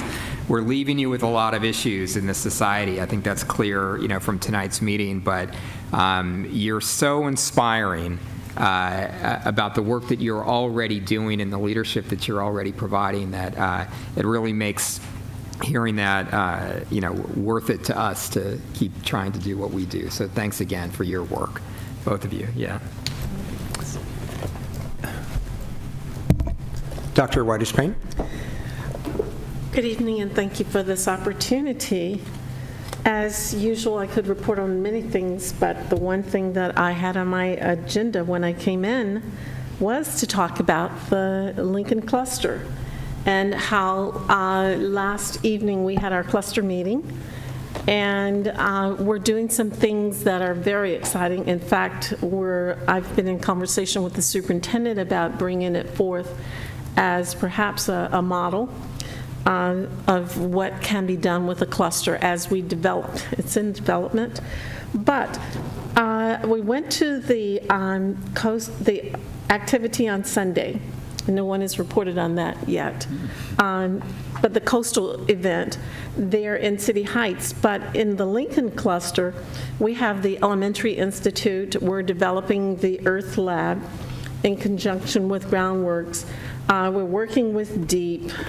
We have some civics activities going on. VAPA's pouring in some support. We're expanding the day for the students and bringing in opportunities for the children in the Lincoln cluster to have the same kind of opportunities that children have in other parts of the city. I'm excited about it. We'll be bringing that forth at a future board meeting so that we can bring in our partners, because folks like the Elementary Institute are now offering our elementary schools in the Lincoln cluster on their minimum day 4 to 5 hours a day of science instruction where they become scientists. And they're there at the lab getting that opportunity for all of the elementary schools in that cluster. And so we're trying to expand that to be sure DEEP and all the other programs are offering that infrastructure and that support for the children who, as you said, those who have scholarships and want to move forward. Thank you. Dr. Evans? Yeah, I'm just going to piggyback on the previous two speakers. First of all, in terms of you're talking about the Lincoln cluster developing, and I've been going to cluster meetings at the beginning of the year in the 4 clusters that I work with, and they've really been carefully reviewing what they've done so far and what they really need to accomplish, and really figure out what they're really focused on in terms of supporting academic achievement in our schools, along with the area superintendents and the principals and everybody else. So I think we're going to hear a lot more about that pretty soon. And then the other thing, when we talked about listening to the two of you speak and how great that was, I was just flipping through some stuff on the computer, and I found a video from about 7 years ago at Madison High School, and it was so incredible. I was just thinking these students were seniors, are now like 25 years old, and they just spontaneously developed this anti-bullying, or to put it more positively, inclusive program. They made a video that was just outstanding about accepting the differences of all the students on campus and how they could work together. And the video really displayed the diversity of the students, and it was just pretty inspirational to me to see back then what they were doing and what they may be doing now. So I'm sure if we look ahead 7 years from now, we're going to see some great things from the two of you and everybody else that's getting ready to graduate this year. Dr. Mike? Sure. Yeah, what's already been mentioned are our partners with our universities and our state colleges, and we also have our community colleges partnerships. And just weekend, we also had the community and nonprofit event with Ocean Discovery, with the opening of an outdoor education program, which was an incredible event that brought our school district together with our city and with a number of community players to make an event happen within the Hoover cluster that will reap benefits for generations. So I just want to thank Trustee Barrera and the board for everything done to make that happen. I want to highlight also some of our other business partners, our corporate partners that are helping us throughout the district. So we have the Maritime Alliance and Scripps Institute of Oceanography and SeaWorld, which is supporting our blue technology in the Mission Bay cluster. And we have Siemens supporting our Genius Labs in the Kearney cluster. We have the Fleet Science, which is supporting the 52 weeks of science in our San Diego cluster. Qualcomm and Lego are supporting engineering and robotics across the district. Northrop Grumman is also supporting our underwater robotics across the district. And this morning I was at La Jolla High School, where they have a partnership with the Salk Institute, where their scientists come into the school and talk real science, real experiments, state-of-the-art with students. And then we had lunch and pizza with our scientists and students. So our programs could not happen if we didn't have these partnerships that support our educational program. And so it's the combination of the work that we do together with our universities and colleges and community colleges, with our nonprofits and our local communities and alliances with our friends and neighbors, along with our large businesses and our small businesses who are in many ways helping us with our gardens. So I just wanted to acknowledge that. Thank you very much, Dr. Mike and all the board. I just wanted to talk a little bit and kind of piggyback what was already mentioned by a couple of the trustees, is that we had a phenomenal ribbon cutting at the Ocean Discovery Institute, where it was the culmination of years of work by members of the community, lots of different partners, including Congressman Scott Peters, who was co-chair of the Capital Fund, raising money. We had a lot of individuals from around the community that really wanted to help Ocean Discovery Institute with this project in City Heights. And what we did is we reclaimed a canyon that children growing up in that neighborhood were told not to go into the canyon. And so here's a picture on the big screen of us at the ribbon cutting. You can see Councilmember Georgette Gomez and Superintendent Cindy Martin and other board members and Congresswoman Susan Davis and a lot of other folks that were able to make it there. And we were able to reclaim the canyon, which is a part of the Pueblo watershed, connecting the inner city to the ocean. And so this is a great opportunity for children to get hands-on and, as was said earlier, minds-on learning about all the science and cool things that really engage children at all grade levels in the cluster there. And the thing that's really fascinating about the facility is the carpet is made from reclaimed fishing line. And the wood chairs and furniture is made from reclaimed boats. And it's just an amazing opportunity for 10,000 students that will benefit the children in the City Heights community for years and years to come. So I want to just thank the fellow board members, Richard Barrera and Dr. Evans. I remember when we first had this conversation back in 2012 and made the decision and the commitment to use $10 million of our bond funds to make sure sure that this dream became a reality for our children. Thank you very much. So that concludes board information reports. On to section F, student instructional matters. This is a public hearing and resolution in the matter of certification of sufficient standards-aligned textbooks and/or instructional materials. This item will be heard by the board, and I will move this item. We have a motion and a second. Motion from Trustee Barrera, second from Dr. John Lee Evans. Any questions or comments? Please vote. And that passes 5-0. On to section H, the operational matters for the board. H1 is a public hearing or information item. It's a public hearing to consider the renewal of the charter petition for High-Tech Elementary, High-Tech Elementary Explorer, High-Tech Middle Media Arts, High-Tech High, High-Tech High International, and High-Tech High Media Arts. Superintendent Cindy Martin, would you please present the item? Thank you, President Beiser. As you said, this is a public hearing regarding the renewal of these charters for a 5-year renewal term beginning July 1st, 2019, ending June 30th, 2024.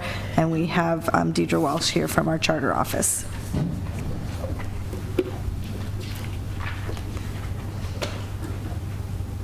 Good evening, thank you. Yes, so this is the public hearing to consider renewal of the charters for a 5-year term for all 7 of the schools. In your packets, we've included as Table 1 some historical data for the high-tech charter petitions and renewals. As you can see, their initial one was 1999, so they are one of our oldest operators. Next, we've also included historic enrollment and academic data for each of the schools. Each of the 7 has its own table. We've also summarized the projected enrollment for each of the schools during the requested 5-year term.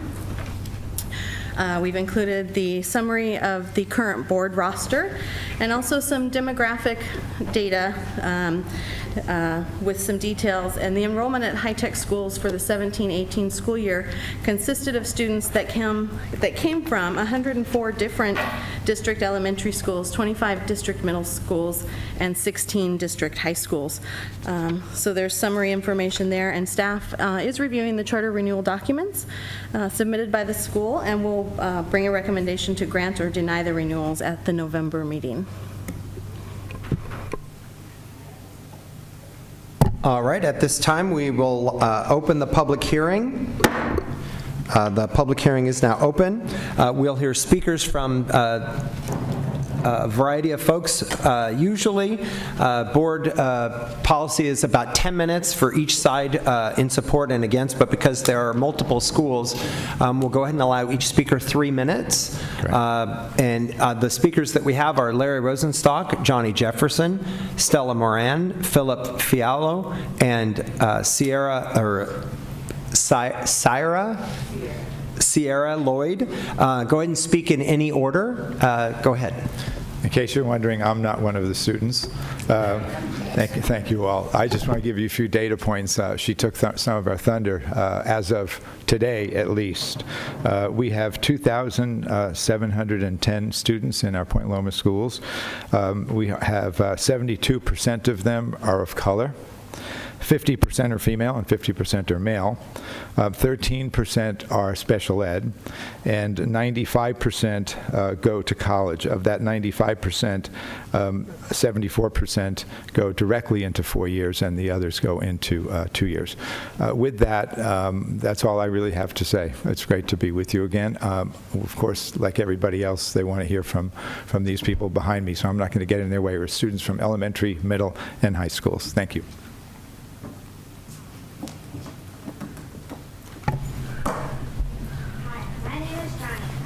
Push the button at the bottom. Hi, my name is Johnny. I have been an Explorer for 6 years, ever since kindergarten. Explorer Elementary has shaped me in so many different ways, starting with the teachers. The teachers in Explorer Elementary has helped me learn, but not only learn, they help me form good and kind relationships with my fellow students. And they help me be curious and stay interested in what I am learning about. When my friends and I had disagreements or arguments, there would always be someone to help with our arguments. By the time I got to about 3rd grade, I could solve most of them by myself. They taught us to be independent. Explore Elementary is also a project-based school, which teaches kids to try different things, to do experiments, and to have projects instead of just studying in a book all day. I believe this type of learning helps kids because they get to learn things in a different and more creative way. To finish it off, Explore Elementary is a project-based, creative, fun place for kids to learn. Thank you for your time.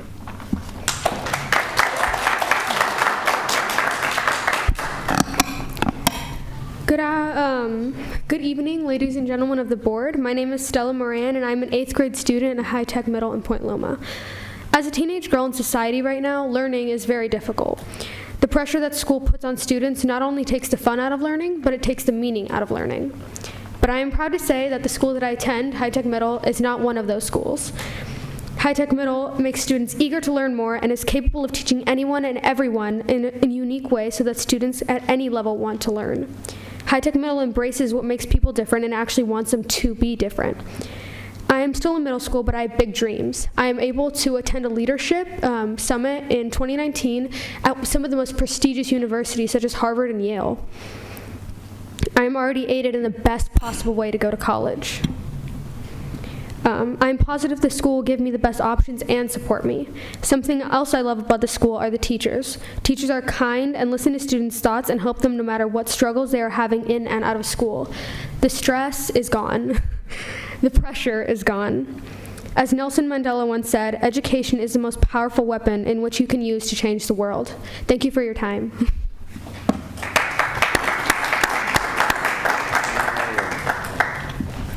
Hello, my name is Philip Fiallo. I'm a 12th grader at High Tech High. High Tech High is a school founded on a new style of learning that allows students to be better prepared for a broad range of meaningful educational experiences and careers.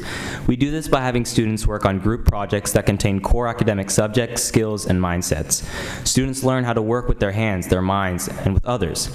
I believe this school brings out the best in each and every student that walks through our doors, no matter what their background may be. I'd now like to read one of my favorite quotes for you all today. This quote comes from a man who was able to prove our standard methods of teaching wrong and become known as one of the most intelligent human beings ever. This quote goes as followed.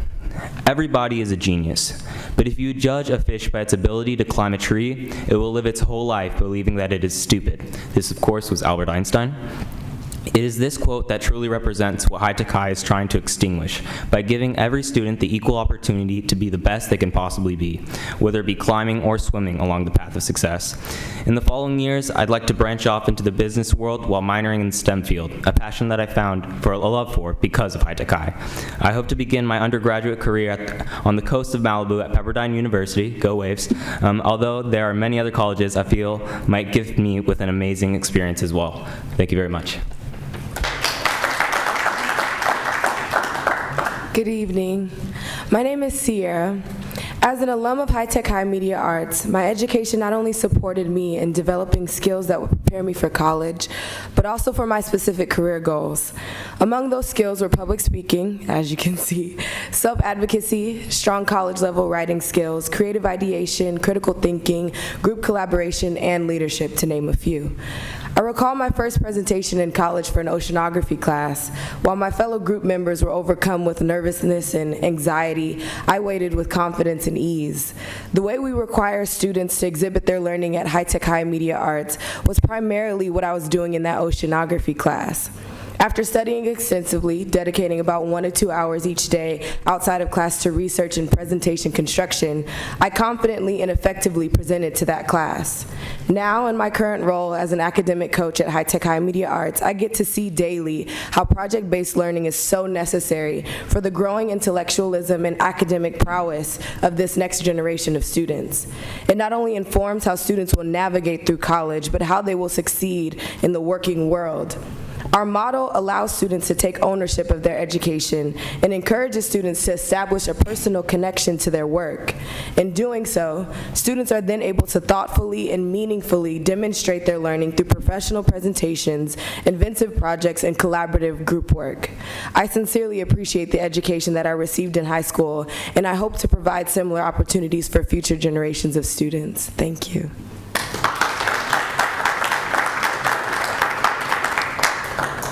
Thank you very much for your thoughtful comments. Take it up to board members. Any comments or questions? All right, seeing none, I'll go ahead and close the public hearing.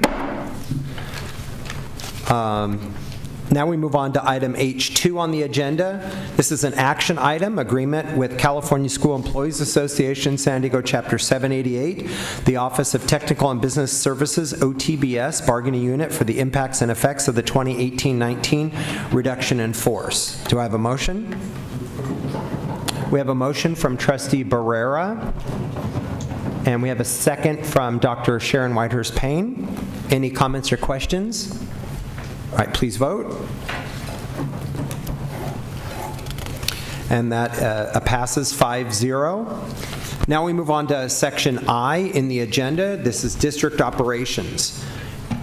Item I-1 is a public hearing and an action item on the resolution to grant permanent easement and right-of-way to the San Diego Gas and Electric Company on a portion of district-owned real property, COM 22. Is there a motion? So moved. We have a motion from Dr. Whitehurst-Payne. Do I have a second? And a second from Dr. Evans. Any comments or questions? Please vote.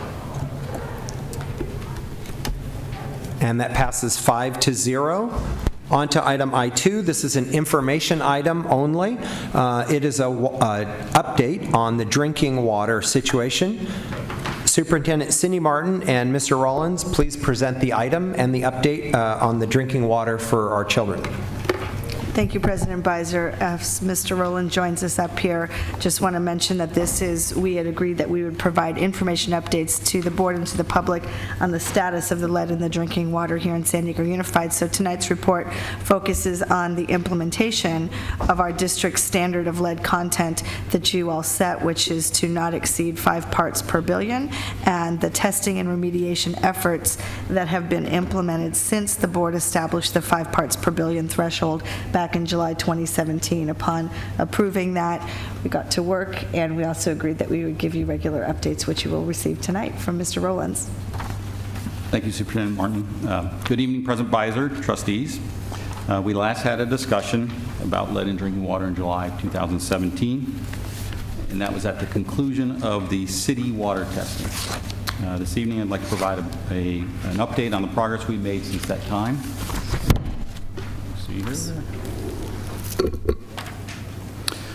Briefly, lead in drinking water came to the forefront of recent discussions with the 2015 drinking water crisis in Flint, Michigan. The state of California took notice and directed municipal water providers to test schools' drinking water. Our provider, the City of San Diego, was very responsive, and during the spring of 2017 conducted the state-mandated water sampling, taking 5 samples from water outlets at each of our school sites. At that time, the city, taking nearly 1,000 samples, encountered only 4 tests with results over 15 parts per billion, the EPA action level. During the board presentation in July, you established a lead content goal of 5 ppb, 1/3 of the EPA action level. We know lower is better, and numerous health institutions support a standard that is much lower than current requirements. There really is no safe level for lead in drinking water. Lead exposure can be particularly harmful to children, so there's all the more reason for San Diego Unified to be aggressive in this area. Since July 2017, we have continued water sampling and following the directive of 5 parts per billion. We did follow-on work to the city testing, where outlets that tested above 5 parts per billion were removed from service. And we started in on a comprehensive program to test all water outlets across the district. In general, we took what we knew from the city and our in-house work to fix the worst first. Additionally, we are taking a whole site approach, testing all drinking water outlets across the site and fully clearing a site. In the pictures on this slide, you can see just a few of the variety of drinking fountains throughout the district. It's a little hard to tell, but also if you could note the blue tags on each of those drinking water fountains. As we proceed with testing thousands of locations, it's important to us to be able to track locations and link test results and any remediation action. So it's been a big undertaking for us. Here's a picture of our test results to date. This includes the city testing. So inclusive of the city testing, we've tested 1,877 drinking water outlets. As you can see, the vast majority of the results show our drinking water outlets provide water at less than 5 parts per billion, with only 13% exceeding the 5 parts per billion, and within that, 1% exceeding the 15 parts per billion. Here's just more detail. As you can see, testing, since testing concluded with the city, we've picked up the load. We now have 1,842 drinking water outlets across the district confirmed with a lead content below 5 parts per billion. While many were confirmed to be below 5 parts per billion in the initial testing, we have remediated 266 outlets. Looking at the last bullet, one of the things I'd like to point out is that the defect rate, water outlets exceeding either 5 or 15 parts per billion, has increased since the city testing. I think you can attribute that to the difference in the approaches. With the city, the State Water Board directed the municipal providers to test the 5 most frequently used drinking water outlets on a campus. Frequent use obviously means a lot of water has moved through those pipes over the years. With the program being carried out by the district staff, we are testing all drinking water outlets on a campus and are finding and testing the less used water fountains as well as those that are those more frequently used ones. And the work, I want to just point out, the work continues. This morning at 6 o'clock, we took 32 water samples from Clay Elementary School, and samples will be collected from Perkins K-8 later this week or early next week. As we mentioned when we met last time, there are basically 3 remediation approaches that we undertake in encountering a water fountain that is above our testing. Plumbing repair where feasible is our preferred approach. Where the plumbing repairs would be too extensive or the plumbing infrastructure is inaccessible, filters are used. In making this decision, we weigh the construction, disruption, and timing balanced against the recurring cost of periodically changing a filter going forward. And sometimes removing the water outlet from service makes sense. For example, there may be another fountain nearby, or there may be a recent building upgrade or new construction that brings a new drinking fountain into the mix.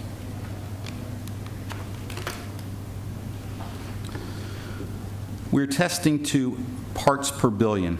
A part per billion is 1 drop of water in an Olympic-sized swimming pool, 1 blade of grass on a football field, and in another context, it's 1 second in 31.5 years.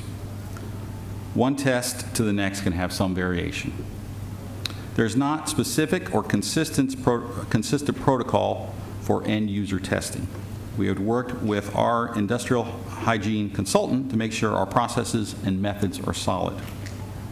We've learned a lot over the last year, but still in the end, when remediating an outlet, it's a judgment call on what component is contributing to the lead content.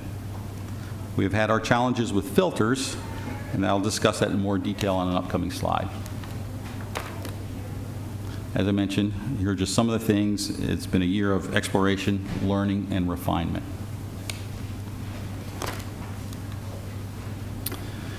If you remember a few months back, we experienced struggles with our filters.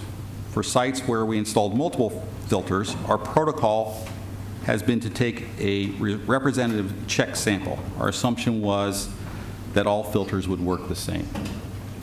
One such test revealed a result over 5 parts per billion. That brought into question all the filters that did not have a check test. Our protocol now is to perform a check test on each and every filter installed.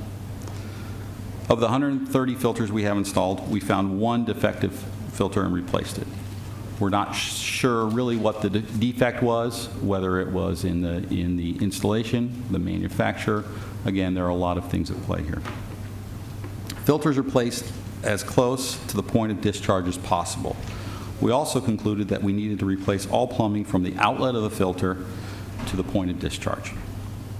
We initially tried a number of different filters and have settled on a model of filter that best meets our needs. We worked closely with our consultant to review the filter issue and filter selection going forward. We continue to be transparent about what our sampling reveals. Our test results are maintained on the district website, and when a result exceeds 15 parts per billion, we hold parent meetings at the school. The meetings are a joint effort with communications, nursing and wellness, maintenance and safety, and the San Diego County Childhood Lead Poisoning Prevention Program.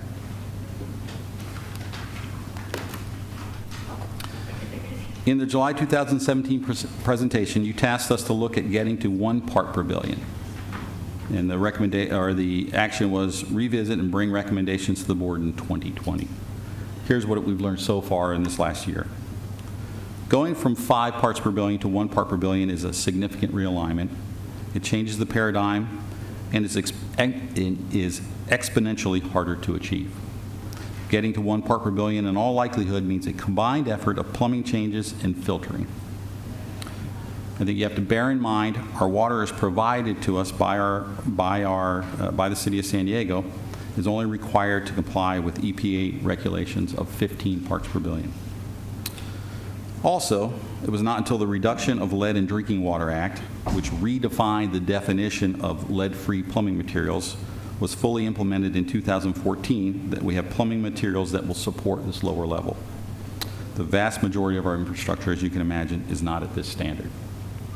We estimated the number of outlets to be about 7,200, but we're also thinking that number is climbing as we really search through each school site. I still believe 1 part per billion program means fewer, higher quality, strategically located bottle filling stations and filtered drinking fountains as an end state. Prop YY proposes resources to make plumbing infrastructure changes, fixture changes, and filter water devices similar to what you see in the photo.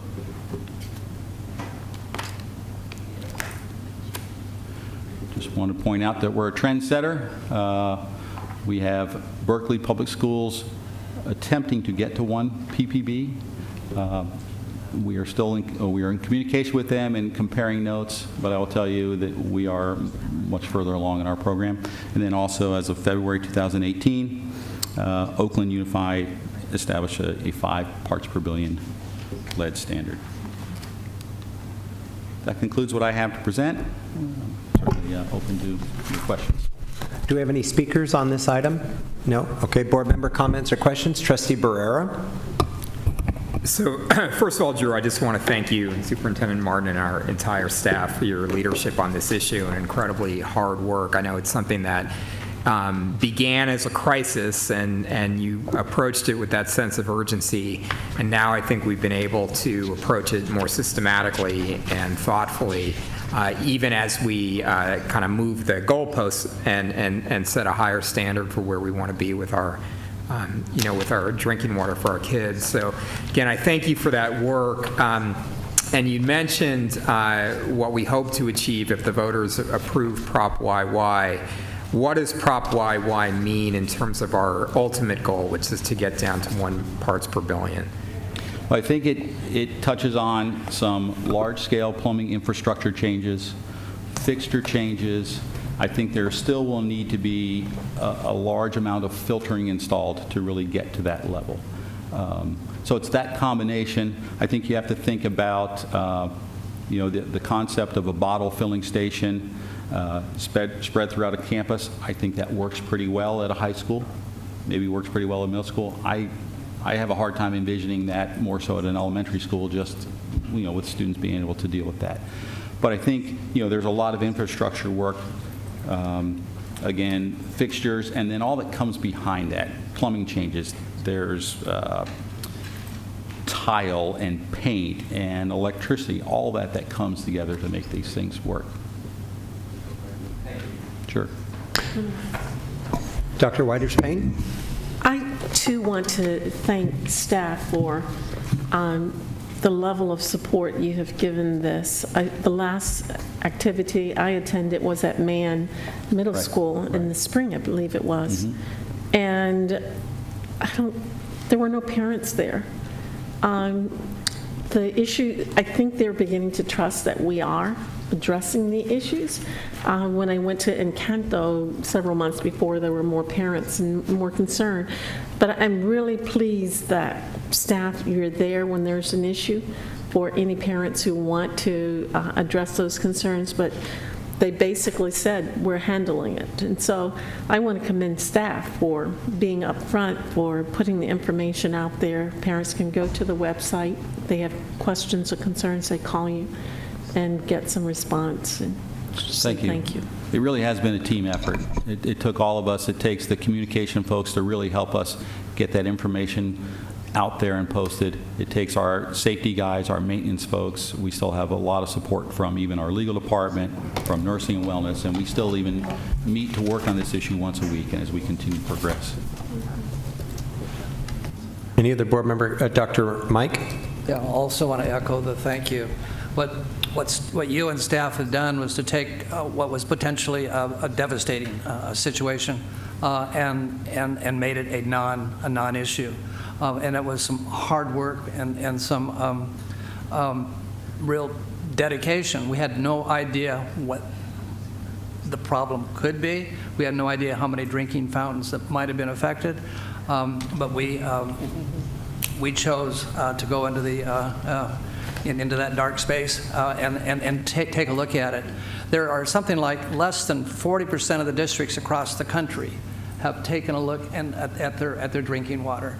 And the reason they give is because they are concerned about what they might find, and what they find they have to fix, and where do they get the money to fix it.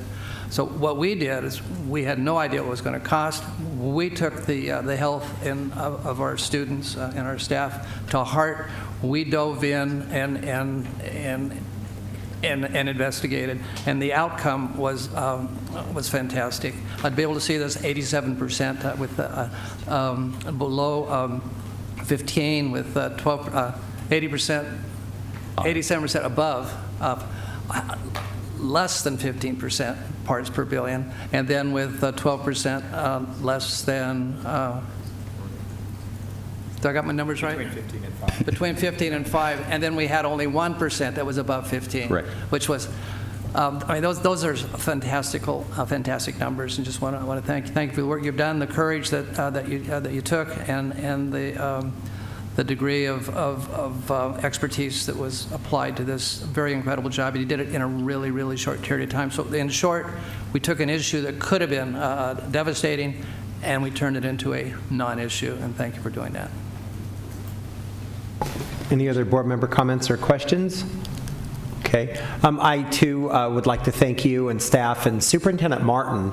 I remember having that meeting, the board officers meeting with President Barrera at the time and Cindy Martin, and we were looking at this situation, and we made the decision to just go and try to expedite and speed up, work with our partners in the city and Mayor Kevin Faulkner to try to figure out how can we test every single school as fast as possible. And Superintendent Martin worked with the city and came up with a plan to test every school. We have over 181 schools with multiple testing spots at every school, and did that in less than 5 months. I believe we were the first school district in the state to actually take the bull by the horns. I'll be honest with you, I thought the findings were going to come back that we had, 20% of our schools had a problem, and I'm thrilled that we only had a couple. And then we worked together to try to mitigate those concerns. And thank you to you, Drew, and all your staff and everybody that has been a part of where we are today. Then we met with folks, environmental advocacy groups, CalPERG in Sacramento, who have been a part of this journey with us together. And they encouraged us to be a national leader. They wanted to hold us up as a national model of not settling for the EPA standard of 15 parts per billion, but really trying to push the envelope and getting it down to drinking water safe levels of 5 parts per billion, way further than the state requirements or the EPA guidelines. And so this has been a journey that I think that we're engaged in. We're not there yet. And Bond Prop YY if approved by the voters, will help us get to the level of safe drinking water that we want for our children, because research shows that lower levels of lead also impair children's cognitive abilities. And so I really, really hope that we're able to get the resources we need to solve this problem once and for all for our children. So thank you very much for your report and your update. Thank you. Now we move on to item I3. This is an information item, and it's a personnel update. Superintendent Martin and Ms. Theed, please present the item. Thank you, President Beiser. Again, it's kind of a theme tonight. This was an update from Mr. Rowlands that you had asked us to bring back about the drinking water, and same thing with the personnel update. You asked that we bring regular personnel updates to you in a regular manner around where we are to provide this throughout the school year. So we have our Chief of Human Resources, Acacia Thede, here to give you that update. It's the second monthly personnel update that's been requested by the board, and it's to share the information that you had requested. Good evening, everyone. Superintendent Martin said this is our second personnel update for the year. Tonight we will provide you with the information necessary in order for you to understand the impacts of the layoff from the 18-19 school year and any impacts that it's had and what we've done to mitigate those impacts. This chart provides you with an update from the information that we provided to you in July of 2018. As a reminder, the positions that were eliminated listed in the far left column were not directed by the district as a way to solve the budget. Rather, they were a result of decisions made at the school sites and department level. As part of the budget development process, school sites and departments made choices in January and February this year in order to best serve the needs of students and families. When there are limited funds available, schools and departments must make some difficult choices, and that's why we had some layoffs to make some adjustments.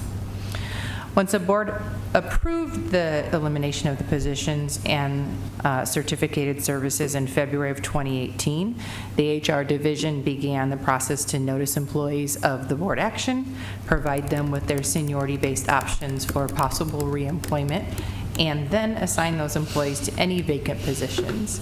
As you can see from this slide, in March, there were 156 employees who were noticed that they would be, may or could be impacted.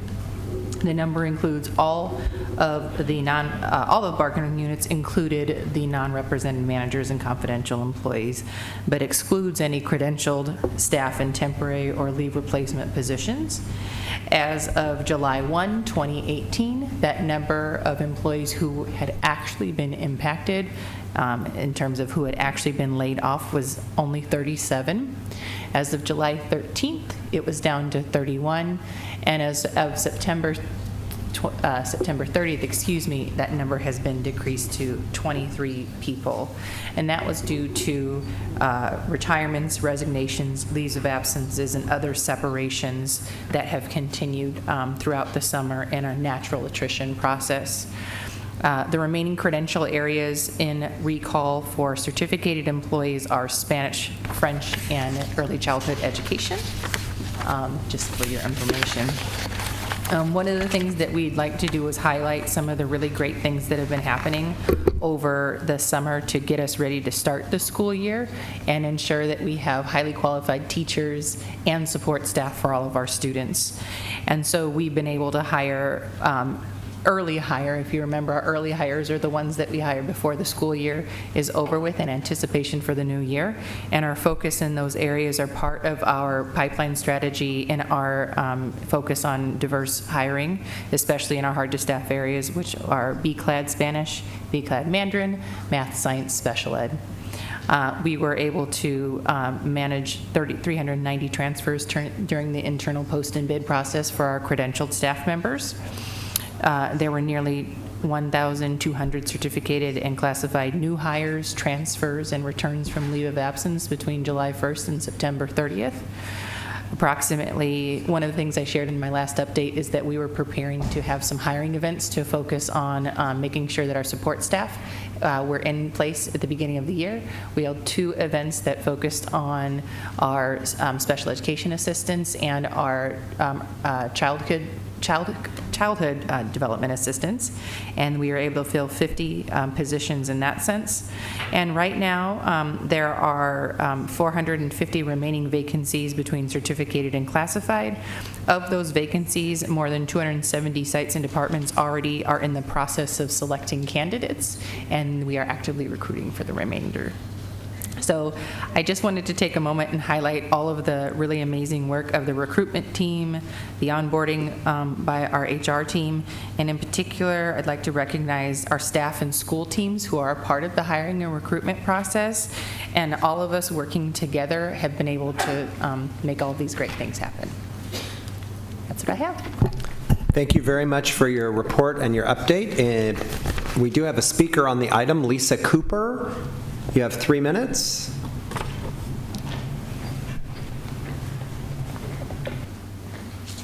I have to commend HR. That looks like everything is looking up. Let's see. My name is Lisa Cooper. I'm the library technician at Point Loma High School. While all of these numbers are absolutely awesome, you also have to figure in the of the current vacancies, which I'm speaking specifically for library technicians. Do we know how many there are? I don't know off the top of my head. Oh, okay, sorry.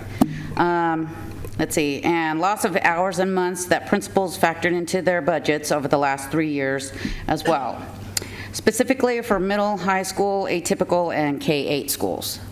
In June of 2009, Mr. Barrera and Dr. Evans were on the board at that time, and the then Board of Education members agreed to a budget solution guaranteeing a 1 FTE library technician for every middle and high school. This was status quo for the next several years. SBB came back and the reduction of hours a month started. Library media teachers were cut completely at that time. There were a couple, the last 2 librarians we had in schools were retired this past June, as far as I know. Library techs began doing the work of 2 people. We currently have 3 high schools with student populations over 2,400 with library techs under 0.5 FTE. So we've got large schools with people that are only there half-time. 20 hours a week to do a whole week's worth of work for 2,400 kids it's not manageable. Let's see, 2 of these schools are staffed with substitutes. Patrick Henry is supposedly staffed with the 2-hour-a-day school clerical assistant. The school clerical assistant has minimal training. There's no way a high school library can be functional with a 2-hour-per-day technician. The school clerical assistant is supposed to do just that. They're supposed to assist in other positions in the office, library, financial, wherever else on site. They're supposed to be an assist.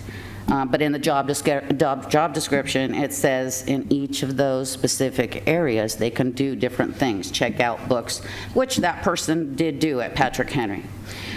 They were there for quite a few hours during the first month of school. And it's not going to work the way it's working right now. So my proposal to you, I don't know if this is the place to do it, probably not, is to make a formal board action to reinstate the 1 FTE library technician for every middle and high school. That was it. Thank you. Thank you very much for your comments. Board member comments or questions? Yes. Dr. Evans? Yeah, first of all, I really want to thank you for this great work you've done this year with the whole personnel adjustments. And it's a difficult situation because we're in a situation where we say we don't want to have any position that's not funded. We don't want to be paying people for positions for which we don't have funds. That's what the board wants, and the board also doesn't want to lay anybody off. And so you have to, constantly maneuver between these two things. And one of the issues that you, I think, did very well too was the determination of how many notices to give, because in past years, there'd be a big number that were laid off for a much smaller number that needed to be laid off, and it requires a lot of careful surgical looking and planning in terms of if we eliminate this position, what are all the ramifications of it? And there's lots of ramifications, which is why I think in the past it was easier just to do a much larger number. And then beyond that, so there's first laying off as few as possible, and then as soon as possible bringing back and restoring those we can. And so, even just this, if you go from the 156 to 23, that's great, but that 156, I think, in past years would have probably been a few hundred. So, and that's very, very disruptive to people to get notices unnecessarily. Obviously, it was not possible back last March to give 23 layoff notices, but it was still a very good job. And one question I have, and I don't know if this is for you or for the superintendent, in terms of, we have the annual adjustment each year in terms of moving particularly teachers around from schools based on higher enrollment and lower enrollment, and it's based on the third Friday enrollment. People are always very antsy and wanting to know why can't this be done sooner, but now on October 9th, what is the status of moving these teachers around? Hello. So that process is actually happening right now. We worked with our teachers union to negotiate some language around the process that's a little bit different this year. It provides teachers some choice in their selection process. So that process is happening right now as we speak, and the moves are set to take place next week.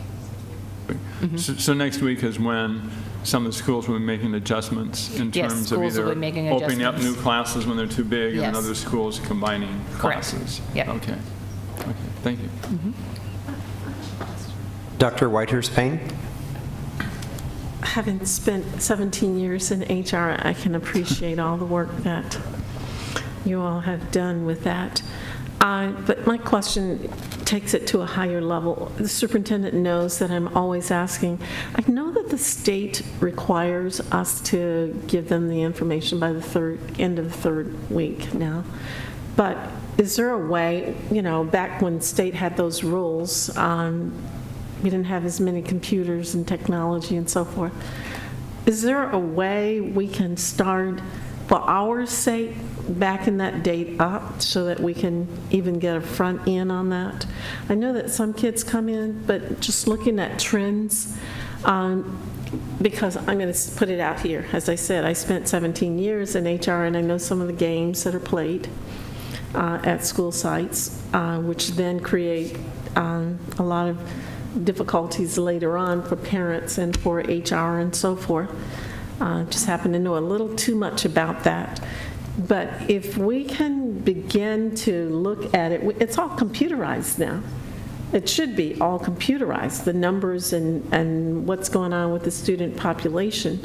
If we can start looking at those numbers earlier, just for our sake. We know when we have to report it to the state, but for us, and we start looking at that, then we can cut down on the letters of parents saying, I want another teacher, they're lobbying us, because schools know earlier, and they could start working towards where they know they need to be earlier.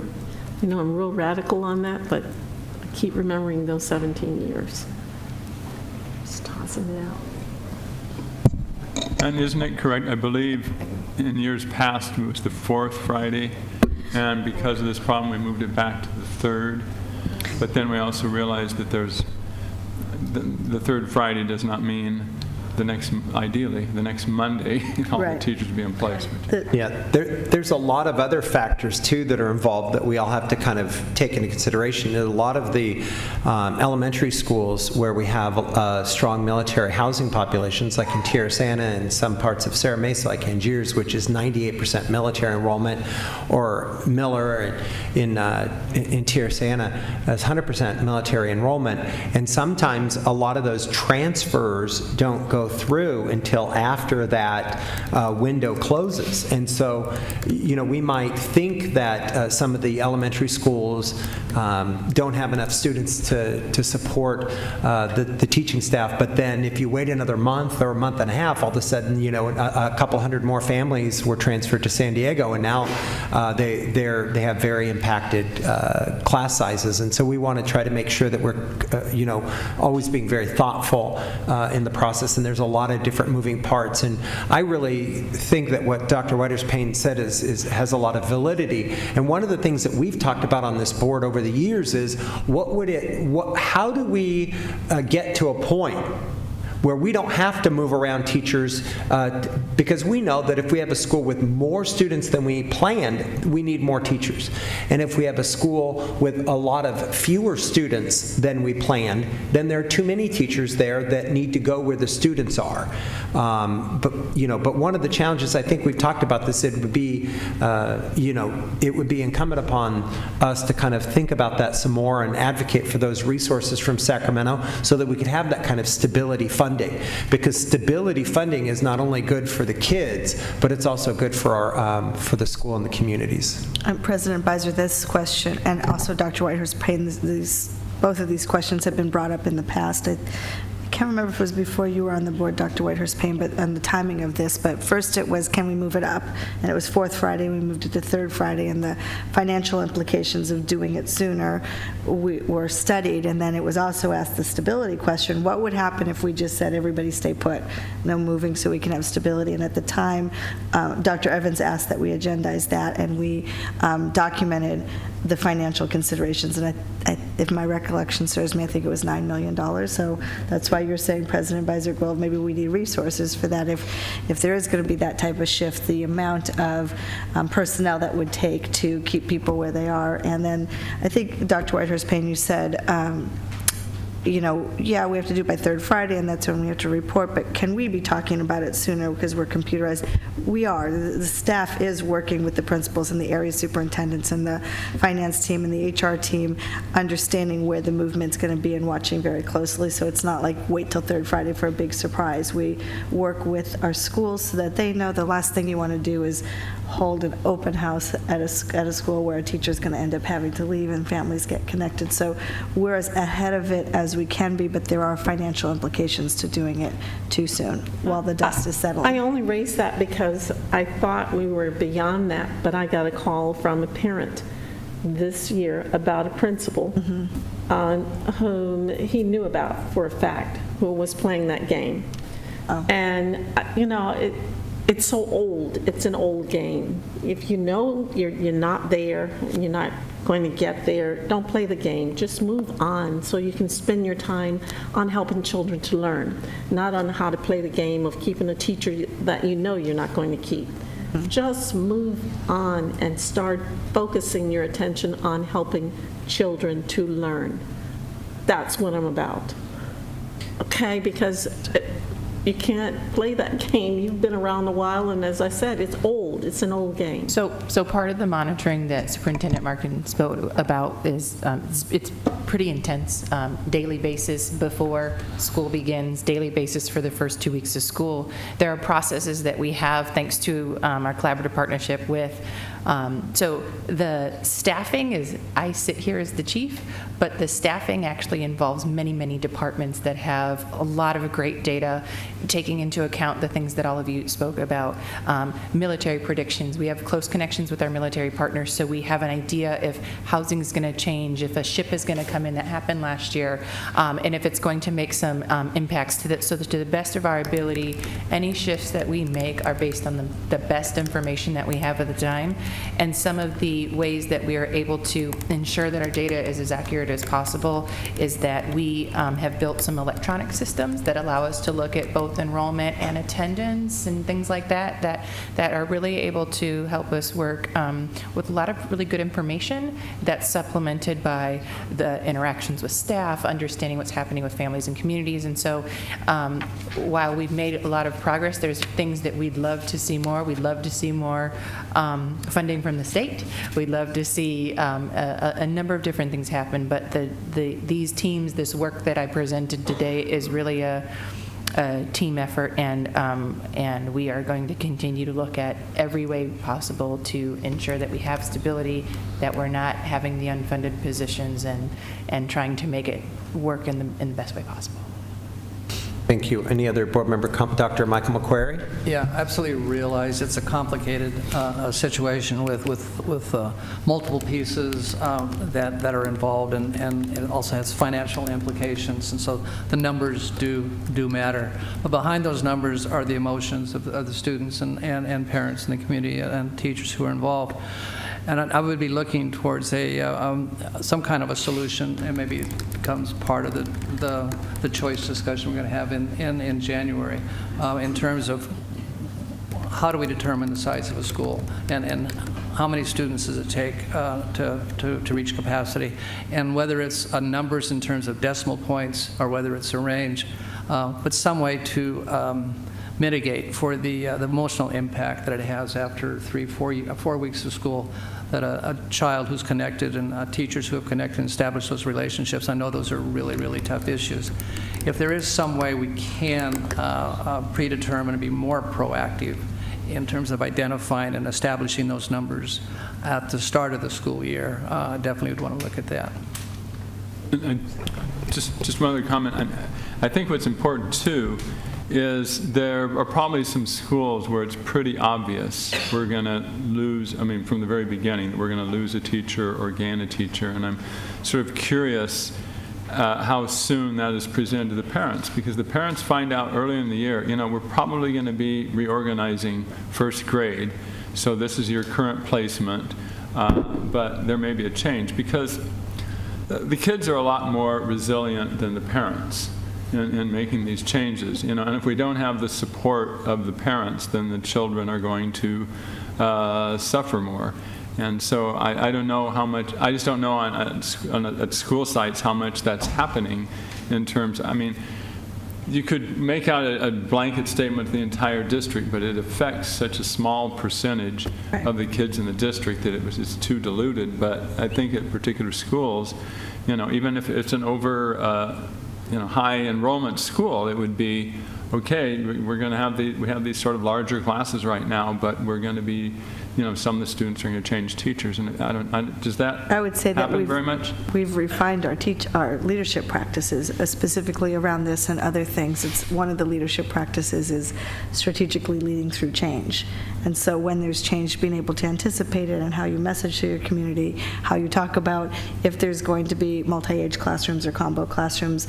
We have support for principals on how to do that. Area superintendents are involved, so we say knowledge is power. When you have the information, you have the data that you need to anticipate that a change might be coming, then how we communicate that and work with our communities to be able to articulate and explain what's happening, why it's happening, and it's our job to make sure principals have at their fingertips what they need to strategically lead through that change.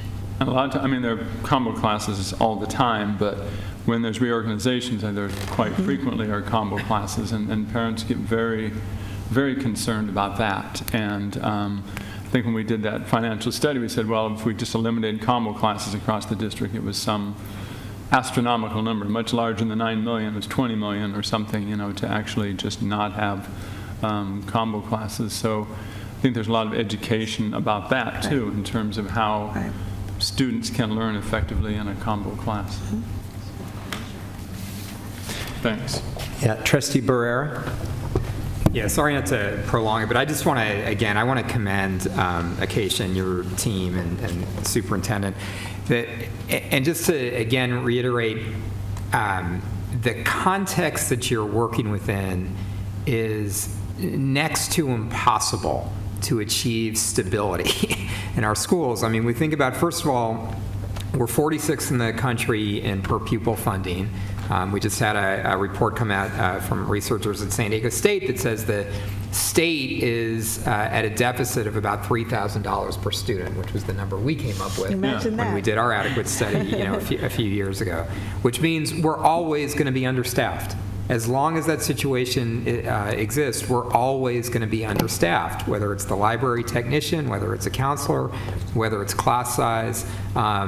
And then it affects stability because we don't have the $9 million, to keep everybody at the school once the school year starts.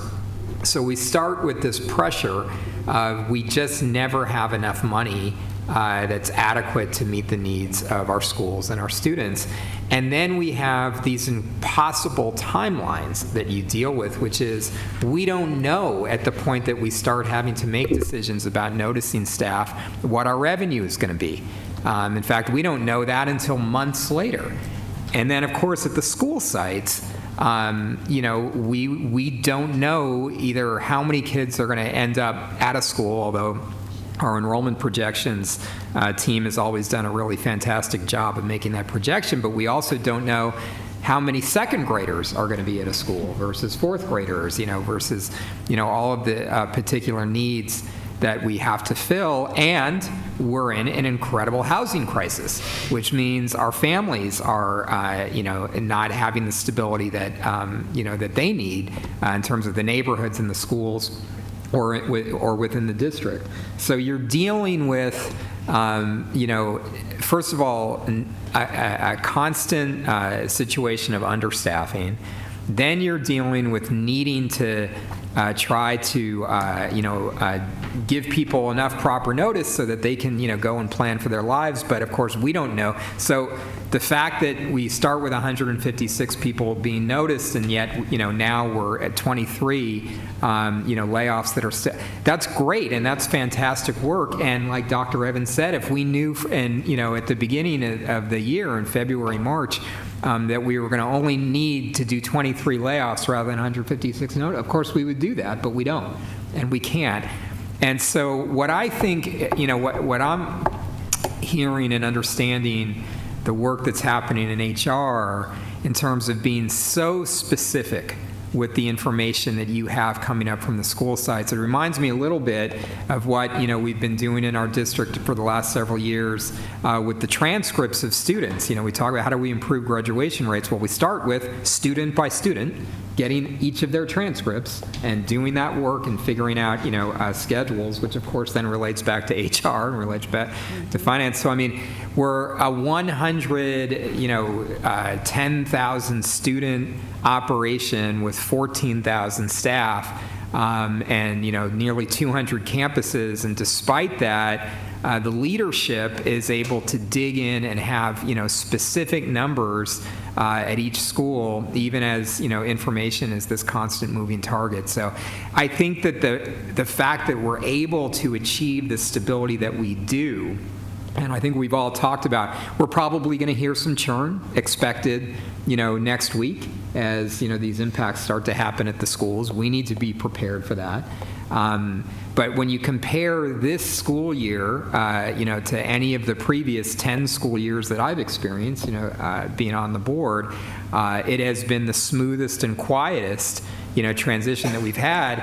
And that's not because the context has gotten easier. It's gotten harder, during that time. But I do think it's because you've dug into the, detailed information, and you've done tremendous planning, and you've integrated our different, pieces of the district operation, so people are working together and seeing together, a bigger picture rather than working, in silos. So I just think it's extraordinary work, Acacia. You always get a hard time from us. You'll get a hard time from us again. It's gonna, for right now, it's gonna be coming, but no. I have a special request for one school. Yeah, exactly. But thank you for the work. Just looking forward, what do we do about the 450? So of those 270, there's basically a list out to a site, or they've interviewed, or they're in process, or they're waiting for fingerprints to clear. There's in some point of selecting or hiring somebody. The rest we're in active recruitment for. So of those 450, the day I pulled the data, it could have been a vacancy that happened that day because somebody resigned. It could have been one that we're in a test for. It could have been one that so there's the part that Board Member Barrera just talked about is the piece that we never will have control over is the piece where people have individual decisions. So a resignation, a retirement, a move out of state, a leave of absence, a baby, you name it, none of those things can we control or manage? So in that particular sense, that's what that 450 is. It isn't new vacancies that we created because we don't have money, but it is the natural attrition of a system that has 14,000 employees. We have a sense of the history. How does this compare with prior years? It's about the same. Okay. We have, so if you look at the total scope of our entire agency, that's a small number of vacancies to have when you compare the large number of people that we employ. So you can probably predict, how many resignations or retirements, but you don't know who. Exactly. So, you know, the number stays pretty steady, or the percentage stays pretty steady over the years, in the exception of a layoff year, right, because we're making a cut. But we don't know who. So if I knew every year that I was going to have to hire 12 math teachers, that would be so great, because then I could just get that done, because we've refined our early hiring practices. The problem is I don't have any guarantee of, if I could make everybody tell me when they were going to leave, that'd be great, but we can't. Just like we can't have every family tell us which school they're going to show up in and what day they're going to show up in. So we manage the human element. We have an amazing group of people between all of the divisions and departments who do just exceptional work to make the best predictions, but there's always the piece that we don't know, and that's the part that an individual or a family has control over. So. Okay, thank you very much. I really appreciate your work, and also thank you, Ms. Monreal, for your work with position control, making sure that we're not, running afoul of our budget obligations, as some other school districts have recently. Can I get a motion on item I-4 and I-5, please? So moved. We have a motion from Dr. Whiters-Payne and a second from Dr. Evans. Please vote.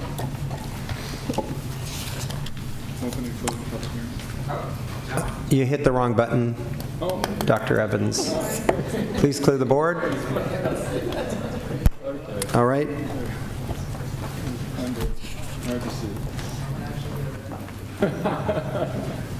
Trustee Barrera, can you please clear the vote? Third time's a charm. Please vote. And that passes 5-0. Do we have any additional speakers not heard at the beginning of the meeting? Nope. Okay. The next regular meeting will be held on Tuesday, November 13th, 2018 at 5 p.m. The State of the District Address will be held on Tuesday, October 16th, 2018 at Sarah High School in Tierra Santa at 5 p.m. We're adjourned.